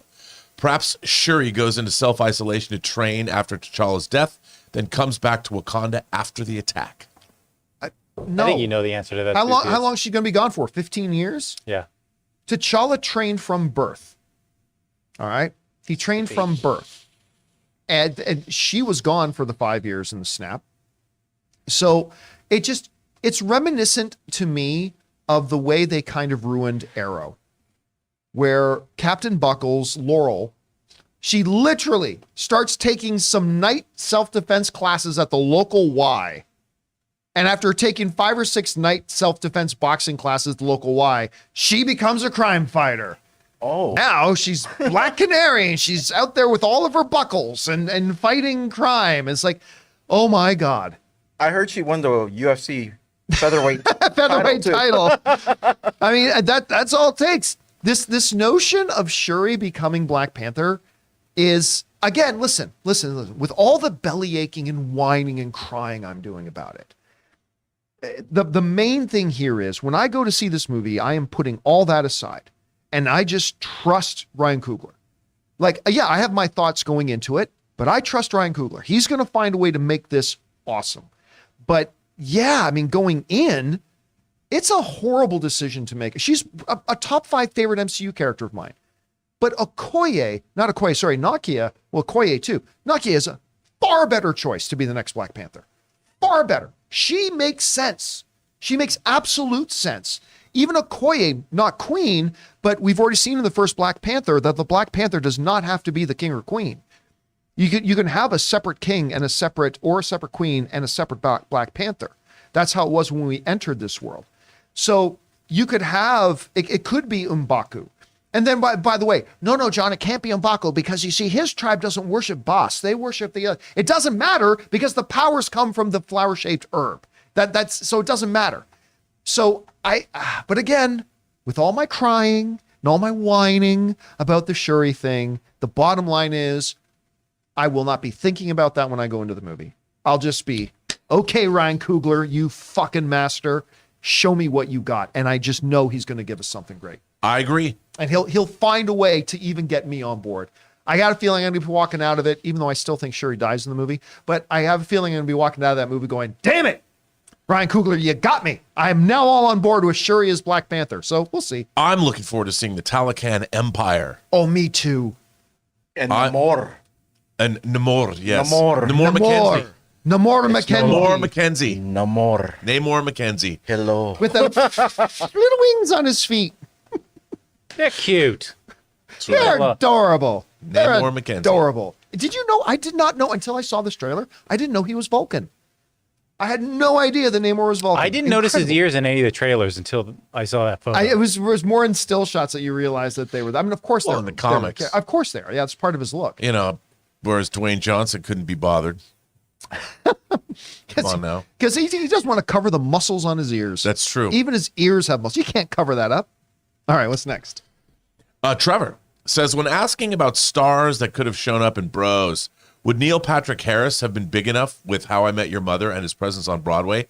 You know, that's a really good point because he's been a leading man. I don't know. I mean, he's got that new series, the new series about dating in New York, because he lost. Well, yeah, wasn't that on Hulu or one of the streamers? I'm not sure. It's on one of the streamers. It's a new show. I don't know, but that's, you know what? He's a leading man. I've always liked, all the way back to Doogie Howser. I mean, I loved him, man. He's always good in whatever he's in. How I Met Your Mother. I think that would have brought in more eyeballs. Yeah, because people know him. He's been a mainstay on TV. I think that's a really good. I didn't think about Neil Patrick Harris. If they could have afforded him. If they could have afforded him. Yeah, because Rob, I don't know what the budget on this was. The name of the series is Uncoupled, and it's on Netflix. I just remember I saw a trailer for it, which is hilarious. Neil Patrick Harris. This is the one trailer I saw for it. If I'm thinking of the right show, he gets into the elevator of his building, and he starts talking to one of his neighbors, who's also in the elevator. She goes, "So Richard's moving?" He goes, "What are you talking about?" "Well, Richard was down with some movers today, moving all of his stuff out." "Excuse me?" So he comes home to find out Yeah. that his partner has moved out of the place. I'm like, okay, I don't know what this show is, but it's already off to a good start. It looks. I've heard it's a good show. I really like Neil Patrick Harris as a performer. Did it start? Did it already Yeah, it's drop? already- Yeah, I didn't it's even out. know it dropped yet. And he's a good example of an actor who is obviously out, but he can play both gay and straight. And I believe him. Yes, he can. Yeah. When he was in Gone Girl, man, he Oh, man. crushed it. What a death scene. Also, very good in The Unbearable Weight of Massive Talent. Oh, he's so I also good. liked him in that. And he was great in How I Met Your Mother. All right, what's next? This, I mean, like, I thought I was going to have a chance to catch up, but apparently not, based on this. Blake, there's only 2 Sundays between leaving there's only 2 Sundays between leaving Westeros and arriving at the Dutton Ratch, John. Rejoice. Well, how many? So we've got I won't be able to catch up on all that in time. what? We got 3 episodes. We got 3 episodes. 3 episodes of Dragonland. It's like the weekend of the 25th. Right, we got 2 episodes of Rings of Power, and then just about a month and a half away from the start of Yellowstone. Yeah, it's just a great time because right now we've got 3 incredible shows going. Well, now Rings of Power, I'm saying, is firing on all cylinders. I think it's pretty damn good. So we got Rings of Power, we got Andor, we got House of the Dragon running, and when they end, we got what I think is the best show on TV coming back with Yellowstone. So, and then and I haven't even started on the new season of Handmaid's Tale yet. Anna and I were like, I can't believe we're already behind a couple of episodes. So I got to get back on that. I love that show. So a lot of good TV on right now, man. A lot of good TV on. All right, what's next? Glenn Mark says, I absolutely love Murdoch Mysteries too, John. You are not alone. Sam F. Terrific writing, great character development, well-crafted cases, fun historical figure cameos. Shatner appeared as Mark Twain. I had no idea. So there's a Canadian TV show called The Murdoch Mysteries. Yeah. That is set like, it almost feels like a Sherlock Holmes kind of thing. It's a Toronto detective at the turn of the century. All I know about it really is that my dad loves it. And when I'm home, he's either watching this ridiculous, stupid Canadian prairie horse ranch melodrama show, or you saw him watching that, right, Ray? You saw him. I can't remember what the name of that. It's like the longest movie you could ever watch. Yeah, it's like the Heart Ranch That's or- the same thing. If there's any of my good Canadian brothers and sisters watching who know what show I'm talking about, let me know. Heartland. Yeah, How did you Heartland. remember that? Come on. I was down there the whole time, like sitting there on my phone, like, oh, you're changing the whatever I was watching back to this. Back to like I think it started to drive my dad a little bit nuts. I am relentless in my mocking of my dad watching this thing because it's a Canadian TV show that's basically like a Hallmark movie every single week. And like I'll be down there trying to watch hockey because I can't watch a lot of hockey down here. But I'll be up there watching hockey. Oh, okay. And he just grabs the remote and changes the channel. But see, the problem why we mock him is because he watches Heartland like this. With his little phone. Yeah. And he's like still watching. I don't know how, but I'm like, how do you watch? I'm like, I said in my last reply, I'm like, how do you watch this? How do you watch this? Oh, it's just like it doesn't have all the swearing and the violence. And I'm like, I learned swearing from you. What are you talking about? You want to watch a show with no swearing. But anyway, it's ridiculous. But yeah, Murdoch Mysteries, everybody. Check it out if you get a chance. And Shatner's played Mark Twain. I got to watch that. All right, Amin what's next? says, Prediction for the end of this season of Ring of Power. In Linden, we cut to a shot of Celebrimbor talking to someone, and it's revealed that it's Anatar Sauron, who has been in Linden this entire time. He meant to put Aragon? Aragon? Yeah. That's what he meant instead of Linden. What? Oh. The E-R-E, he spells it E-R-E-Gion, region. I don't know. Right, because Linden's where the elves are. Yeah. So I don't know if that place sounds familiar. Well, I mean, listen, in the lore, Sauron appears as a glorious, like wondrous heavenly kind of elf, if I'm not mistaken. And I mean, so I don't like, some people speculate Celebrimbor might actually be Sauron, and that he had replaced Celebrimbor, and that's why that wouldn't be the same as the lore. So I don't know. It's gonna be interesting to see, but I just don't think it's the Human King. I just don't think it's him. All right, what's next? It's Mephisto. Mephisto. Jay says, "Hi, John and crew. Can you give what your first impressions and feelings you had seeing The Dark Knight for the first time?" I still remember where I was. It was in LA, in Hollywood, when I went to go see The Dark Knight. I went to an early press screening for it. And that opening scene, first of all, floored by the opening IMAX scene. Like, I was just like, kind of like, whoa. Like, it starts with that wide cityscape shot, goes down into the streets, and we get to the bank and all that kind of stuff. And just being amazed just by the scope and the visual of it was absolutely incredible. And then that bank scene happening. And the bank scene was just such a kick-ass way to start that whole movie and getting introduced to Joker. Yeah, I was floored by it. I was absolutely floored by it. Because I saw it in IMAX because I wanted it, because it was shot in IMAX the first time. You know when the movie really got me was the scene where all the Gotham criminal underworld is having that meeting to decide what they're going to do, and the Joker walks into that meeting. Oh, yeah. Making the pencil disappear and all that. I'm like, okay, this movie's next level. And our boy Michael Jai White is in that scene. He's there. I mean, that whole sequence is just the best. so good. When he leaves the two in the room and says, "Hey," and gives them, I think, both of them knives, and says, No, it gives them, I think It's it's a a broken cue. poker cue Yeah. or pool cue. "Oh, Yeah. right. That was so Now, dope." unfortunately, we only have one position open. It's like, oh my God, And he's they didn't brutal. have to show anything. They didn't need to. You just heard it's like, oh man, that was brutal. So good. All right, what's next? Sub McShave says New York Comic Con is next weekend. I think it's this weekend. Are you excited about NYC Comic Con news? No. Come on, John. But Not no, even the Mario Brothers. No, well, no, wait a minute. About- I Yeah, am I'm very, I eagerly am awaiting. curious. I'm curious about that Mario Brothers trailer. I Yeah. am. But I always, actually, Taylor, can you look that up? When does New York Comic Con have? Because I thought it was this weekend, but maybe it's I do next. too. It But- says it's Thursday, October 6th through the 9th. Okay, Those are so 2 it's this days. weekend. Oh wow. So I always find myself never paying attention to New York Comic Con, but always pleasantly surprised when I hear the different pieces of news coming out. So am I excited about it? No, because I'm really not thinking about it. But we always get some good tidbits Yeah. out of there. I don't think we're going to get the Fantastic Four cast announcement added or anything like No. that.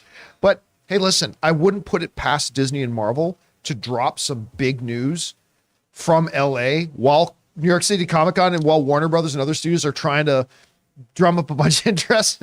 Then Marvel drops some big honking news to steal the headlines. And there's always a chance we might get spoilers from action figure reveals. I don't know. Like, Oh, that always I mean, happens. it's Yeah. a big deal. Yeah. Always happens. Yeah. All right. What's next? Orlando Orego says, "Hey, John and company, could Bros be successful in the next couple of weeks? Maybe the word of mouth could help it." That's never happened once in the history of mankind. I mean, this is the idea of, I mean, listen, a movie makes the biggest chunk of its money in its opening weekend. Now, in history, there have been a few out of the tens of thousands of motion pictures. There have been a small collection of films that have reversed that trend. The first Avatar was one. The next best example I can think of is The Greatest Showman. Oh yeah. You know, The Greatest Showman was one that, and if you just went by its opening weekend, you'd think that movie was going to be a failure, but it kind of just did this. And I can't remember, Taylor, if you can look up what the final worldwide box office for The Greatest Showman was. But it ended up being an impressive number when at first people were thinking like, oh, this movie's going to make like $200 million when it's all said and done. But it did a lot better than that. But no, do I see Bros becoming a hit at this point? No.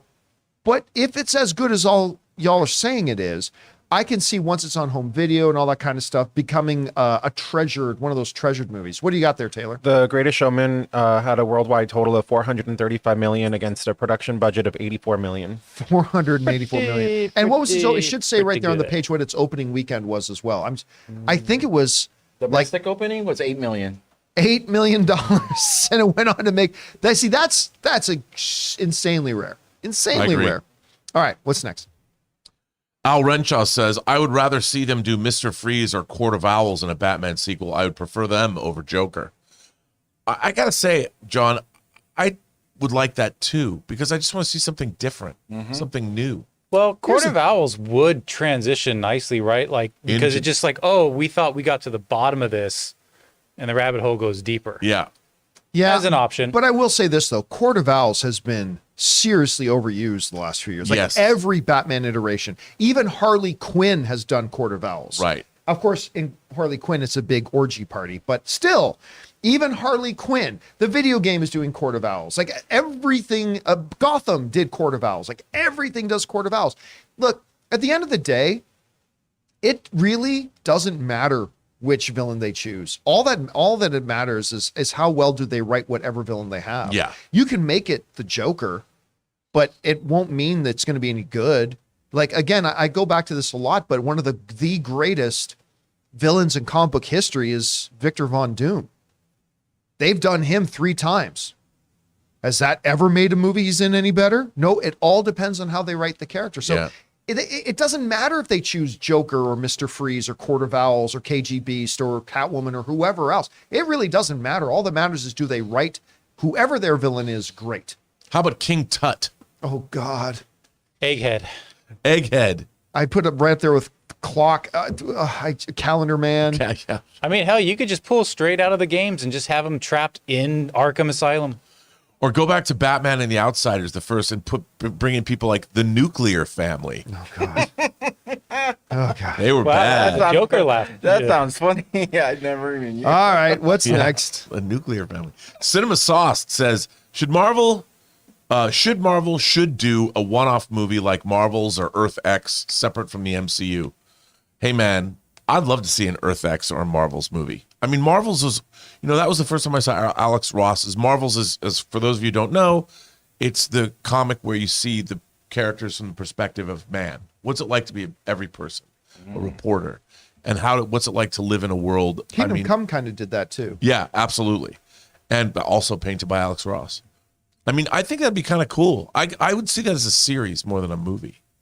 Listen, I've been saying for a long time, part of the reason I got so excited when they announced Joker was I have been wanting either DC or Marvel for years to do what the comics do. Tell some what if stories. Tell some stories that are actually outside of your reality. Give your storytellers some creative freedom where they're not handcuffed by, you got to follow the rules of the existing MCU or the existing DCEU.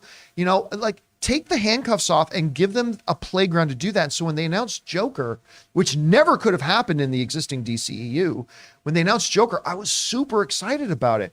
And now I would love to see Marvel have the testicular fortitude to step up and do something like that as well. And you know what? Werewolf by Night might be that. Werewolf by Night might be one of those things. But I really want to see them tell some isolated, out-of-universe, self-contained stories where the storytellers have absolute creative freedom to do whatever they want. I think that could be fascinating. I'm right there with you. All right, what's next? Andy says, if Peacock somehow does successfully buy out WB, then the possibility of getting an HBO Cock Max is truly real. Well, remember, Peacock would not be buying. Peacock is owned by Universal, which is owned by Comcast. So it's that. But by the way, as a follow-up to that story, David Zaslav held a town hall meeting with things that said, Warner Brothers is not for sale. Yes. Yeah, we're not selling this. Whatever the reports were, not selling it, which made me breathe a big sigh of relief. So I was very happy to hear that. All right, what's next? Although that was funny. The man with the master plan says, game day. Game day. And or episode 5, can't wait. Yeah, I am I'm just not going to That'll say be tomorrow anything. morning for me. Okay. Okay. I'm just not going to say anything. All right. What's next? Bobby Jackson says, if The Woman King is still in theaters, I'd like to do a double feature with Black Panther 2. I mean, look, when we saw the big feature that they did for it at CinemaCon earlier in the year, I mean, so we were all like, come on, it's all right. You can admit it. So they're doing a Dora Milaje movie because that's kind of what it looks at. But you know what? Ain't nothing wrong with that. You know, so I mean, that does seem like it would be a good double feature. I doubt it'll still be in theaters mid-November. Yeah, that's going to be a stretch. That's a stretch, but then again, not a whole ton of stuff is coming out, so it might still find a home there. You never know. All right, what's next? Jay says, have mobster movies gone the way of westerns? What do you think is the reason for the decline? It's difficult to do a good mobster movie. I mean, it's just hard. There's a reason why, like Godfather, Goodfellas, Casino, like movies like that have an enduring quality because they are so unique that they can do. But for every one of those, I mean, in the mid 90s to early 90s to mid 90s, a swath of gangster movies try to get made and they were all completely forgettable. So it's not an easy code to crack. I don't know. Why do you think that is? Well, I mean, I think that the reason that westerns fell out of favor is culture moves on. You know, and I think look at Yellowstone. They've reinvented the Western. Yeah. The Western, you have to make because with the Westerns were such a specific time about a specific place, the expansion westward, having America, and the push out west post Civil War and all that was a very specific time. And mob movies, I mean, the thing about mob movies, John, is that now criminals are on a much larger scale. I was reading yesterday Credit Suisse. They're getting into difficulties because of their swaps. The same thing that The Big Short detailed that destroyed the world economy in 2008. And Credit Suisse was one of those people that's name checked in the movie. They're in the same position they were going to get in that they were in 2008 with credit swaps. And I was reading this going, oh my God. And they're like, the same thing is going to happen. So now we've got criminals that are working on a global scale, stealing billions, as opposed to the mob, pulling insurance scams or ripping off the Lufthansa heist. So the world's changed. And unlike Westerns too, the mobster subgenre is kind of, what makes it more difficult is how many stories are there to tell?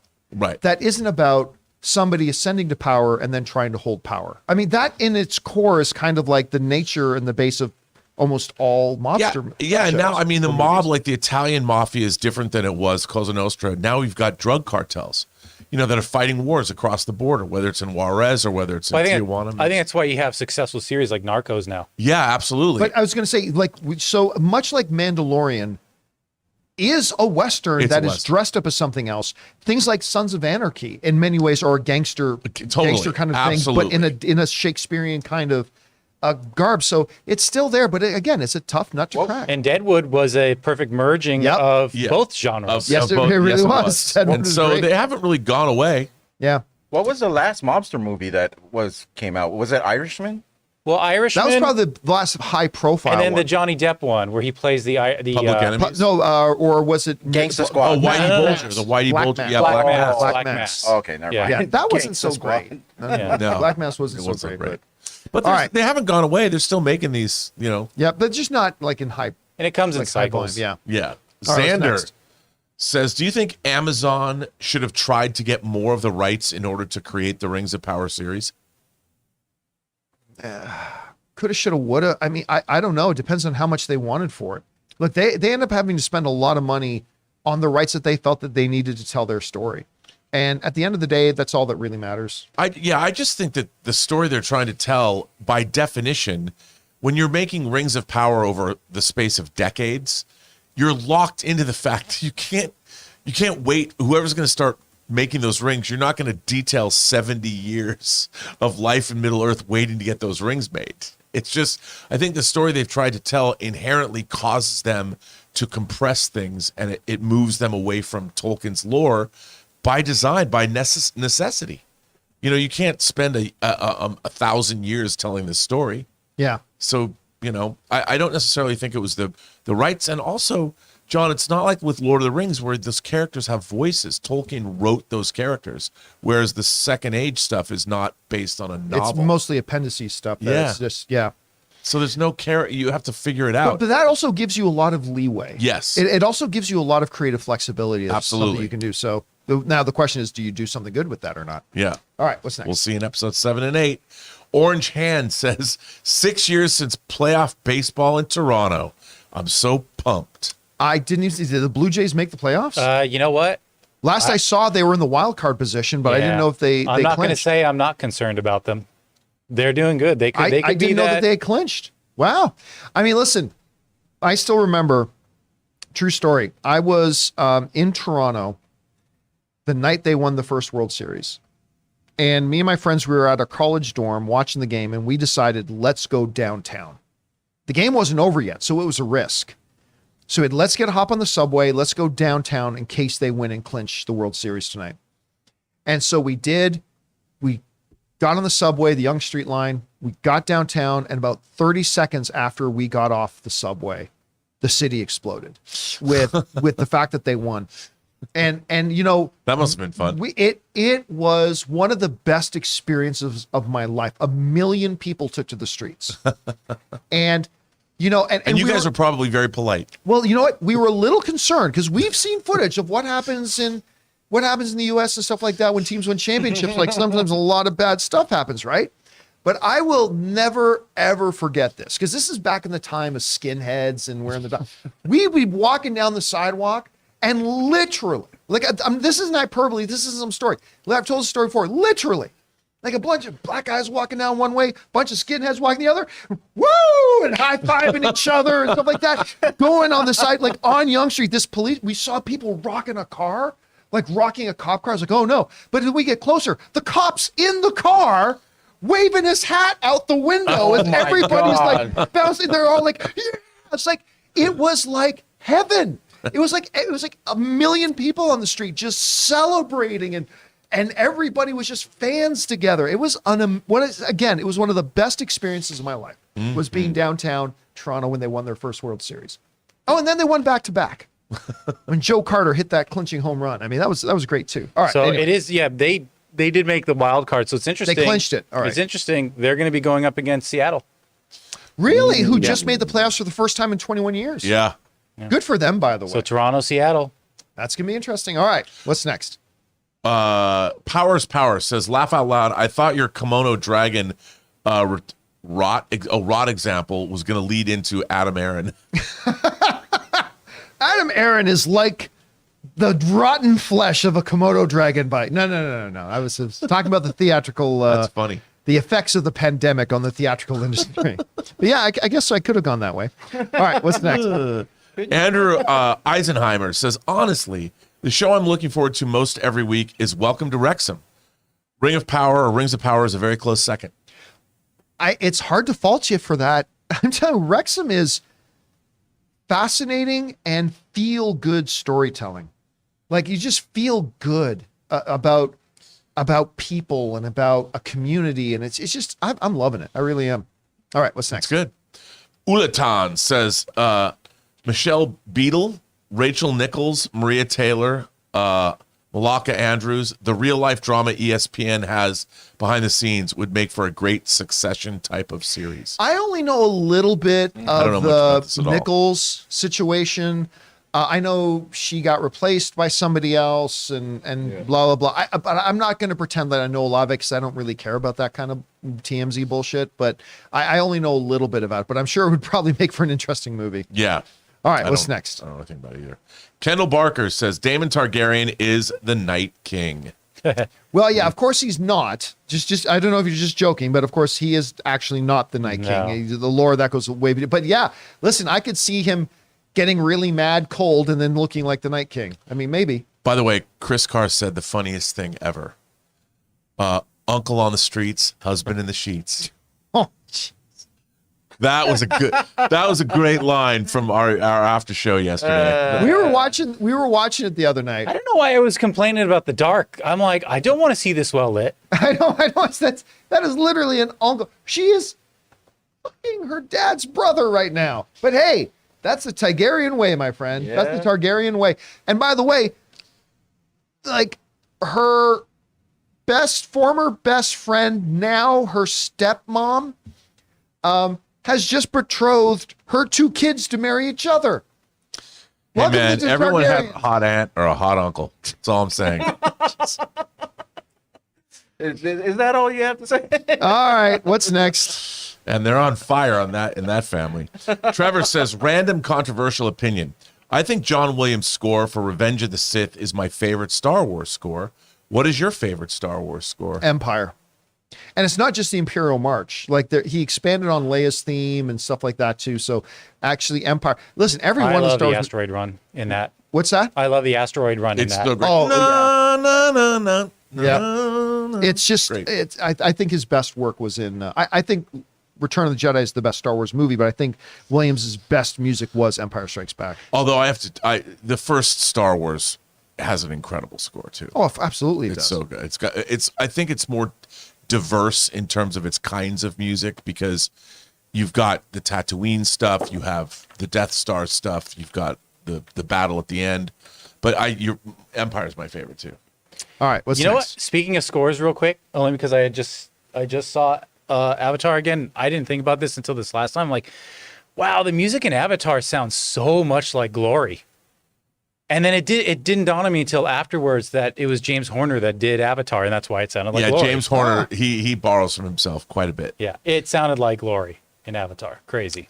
All right, what's next? Sebas React says, whatever happened to that new James Dean movie? Of course, for those of you who don't remember, there was a studio that announced that they were going to make a movie starring James Dean because they were going to use digital deepfake to make somebody look like James. I think that died a horrible death. Yeah. I think they saw the response from people. Harder to do that for an entire film than you might think. Yeah, a lot harder. And I think they got the sense that people just didn't want it. So, Yeah.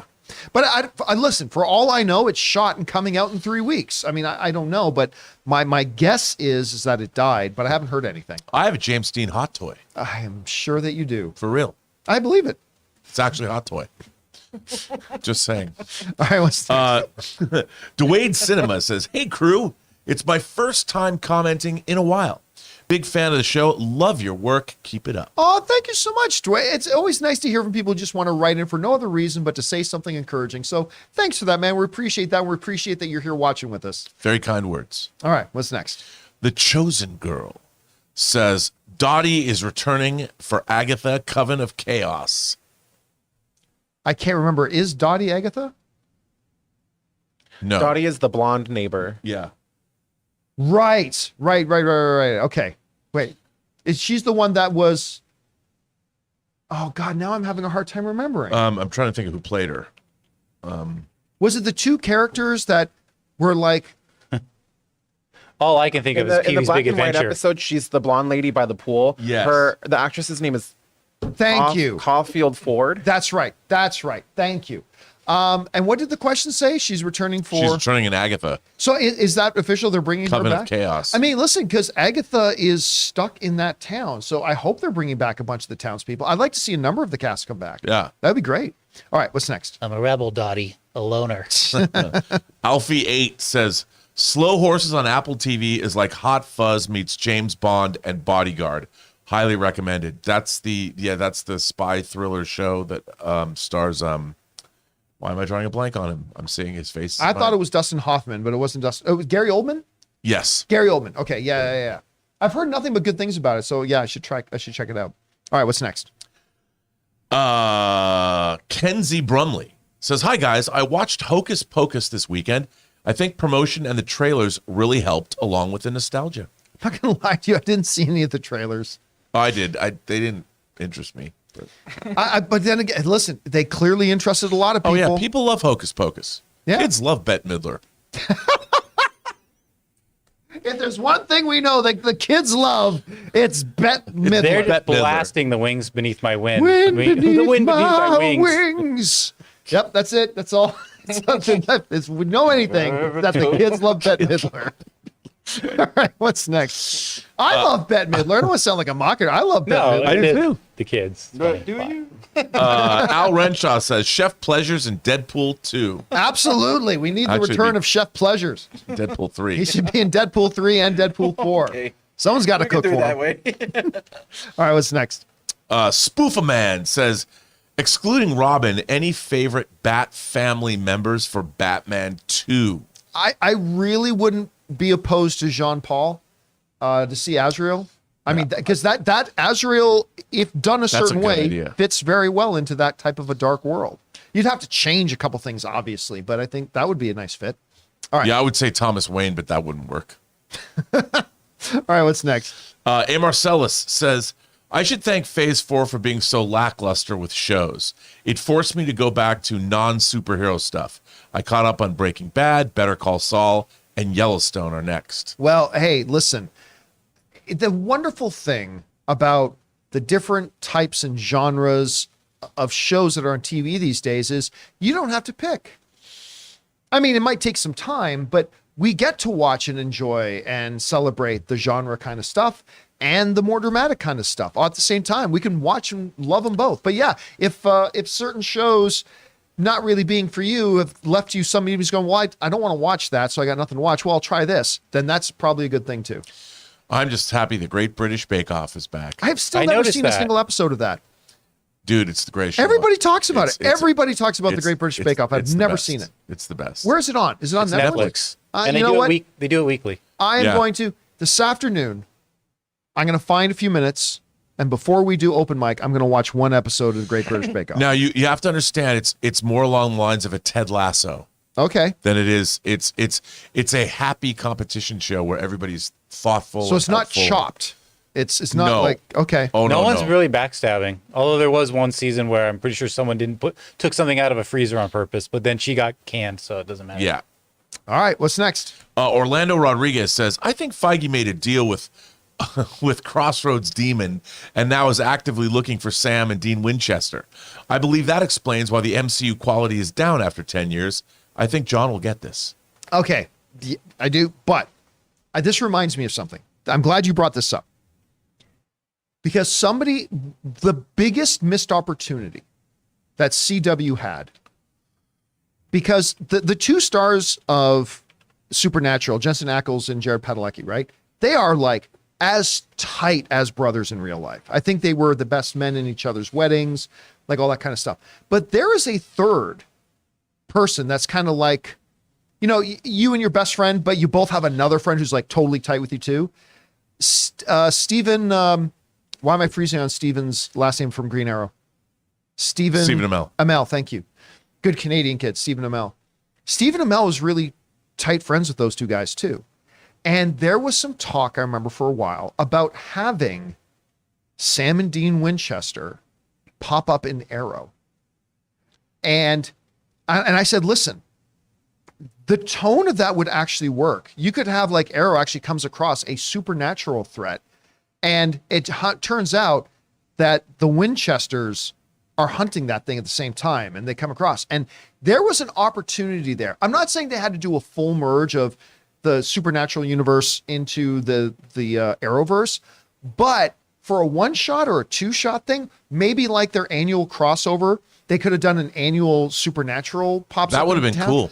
I think that was a huge opportunity that they missed. I thought that could have been really, really fun. Is this Crossroads Demon? Is this supposed to be like a play on like the Robert Johnson? He sold his soul at that Crossroads. Well, so yeah, in the world of Supernatural, there's a ritual you can do to summon a Crossroads demon. You can go into a road, you bury this thing in the ground, and then I think at midnight, a Crossroads demon will appear. He can basically grant you a wish, but there's then you sign a contract and there's a ticking clock. Oh, okay. And I think it's 10 years, if I remember right. After 10 years, basically an invisible hellhound is going to come for you. And this literally, it's a giant invisible dog that will show up and take you to hell and tear you to pieces. It's Wow. doesn't seem worth it. All right. It depends. Depends how old you are. Yeah, 10 it good depends, years. man. Like it depends. You go to the right person at the right time and say, listen, you'll only have 10 years, but you can have 500 million in the bank. You can have mansion in your 4 favorite countries, and you could be world famous, and you will live high for 10 years. Like you're going to Right. go sometime anyway. But You here's get- the thing with the deal, it's supposed to take you to hell and then you have an eternity of suffering. Right, but that's the thing about humanity. We are such instant gratification that I believe there are people in real life who would take the deal. I think there are people who would take the deal. Suckers. All right. Right, so next. That was Orlando. Victor Edbaum says, any movie club planned for this month? Honestly, right now, no. We don't have a movie club planned for this month. Movie club will return, but it's going to be sporadic. Movie clubs will be sporadic moving forward, and maybe in the next 3 or 4 weeks we'll do one, but we don't have one that's actually planned yet. That's All right. it. Is that it? Yeah. I got one last one. Oh, sure. From one of our and members? Ketchup and eggs. Already worth it. Ketchup on eggs writes, I watched Rocky Horror Picture Show for the first time ever yesterday. That's an experience. While super baked. Yep. And I took your advice and had no expectations. So much wild fun. I loved it. I see why it has a cult following. And listen, this thing's had a cult following since, forever. Since the 70s. It's just like it continues and it endures. Like people still watch Rocky Horror every year. And it is what it is. All right, guys, that'll do it for today's installment of the John Campea Show. Thank you so much for being here and making this show part of your day. Big special thank you to all you guys who sent in the super chats. Number one, because you gave us great fun things to talk about. But number two, you supported this channel as you did it, and all of us involved with the show. Thank you guys so much for your support. Little side note to our channel members, we are going to have a town hall meeting today at 5 p.m. Los Angeles time. So if you are one of our channel members, keep an eye on the notifications there. We're going to have a town hall meeting for me and the channel members, 5 p.m. Hope that if you guys are free that you will come by to join us. So for everybody in the room, Mr. Robert Meyer Burnett, joining you guys in the live chat, Ray Ora, and of course running the show today, Jonathan Voico. My name is John Campea. That'll do it for us for now, guys. Thanks a lot for being here. And until tomorrow, my friends, bye-bye.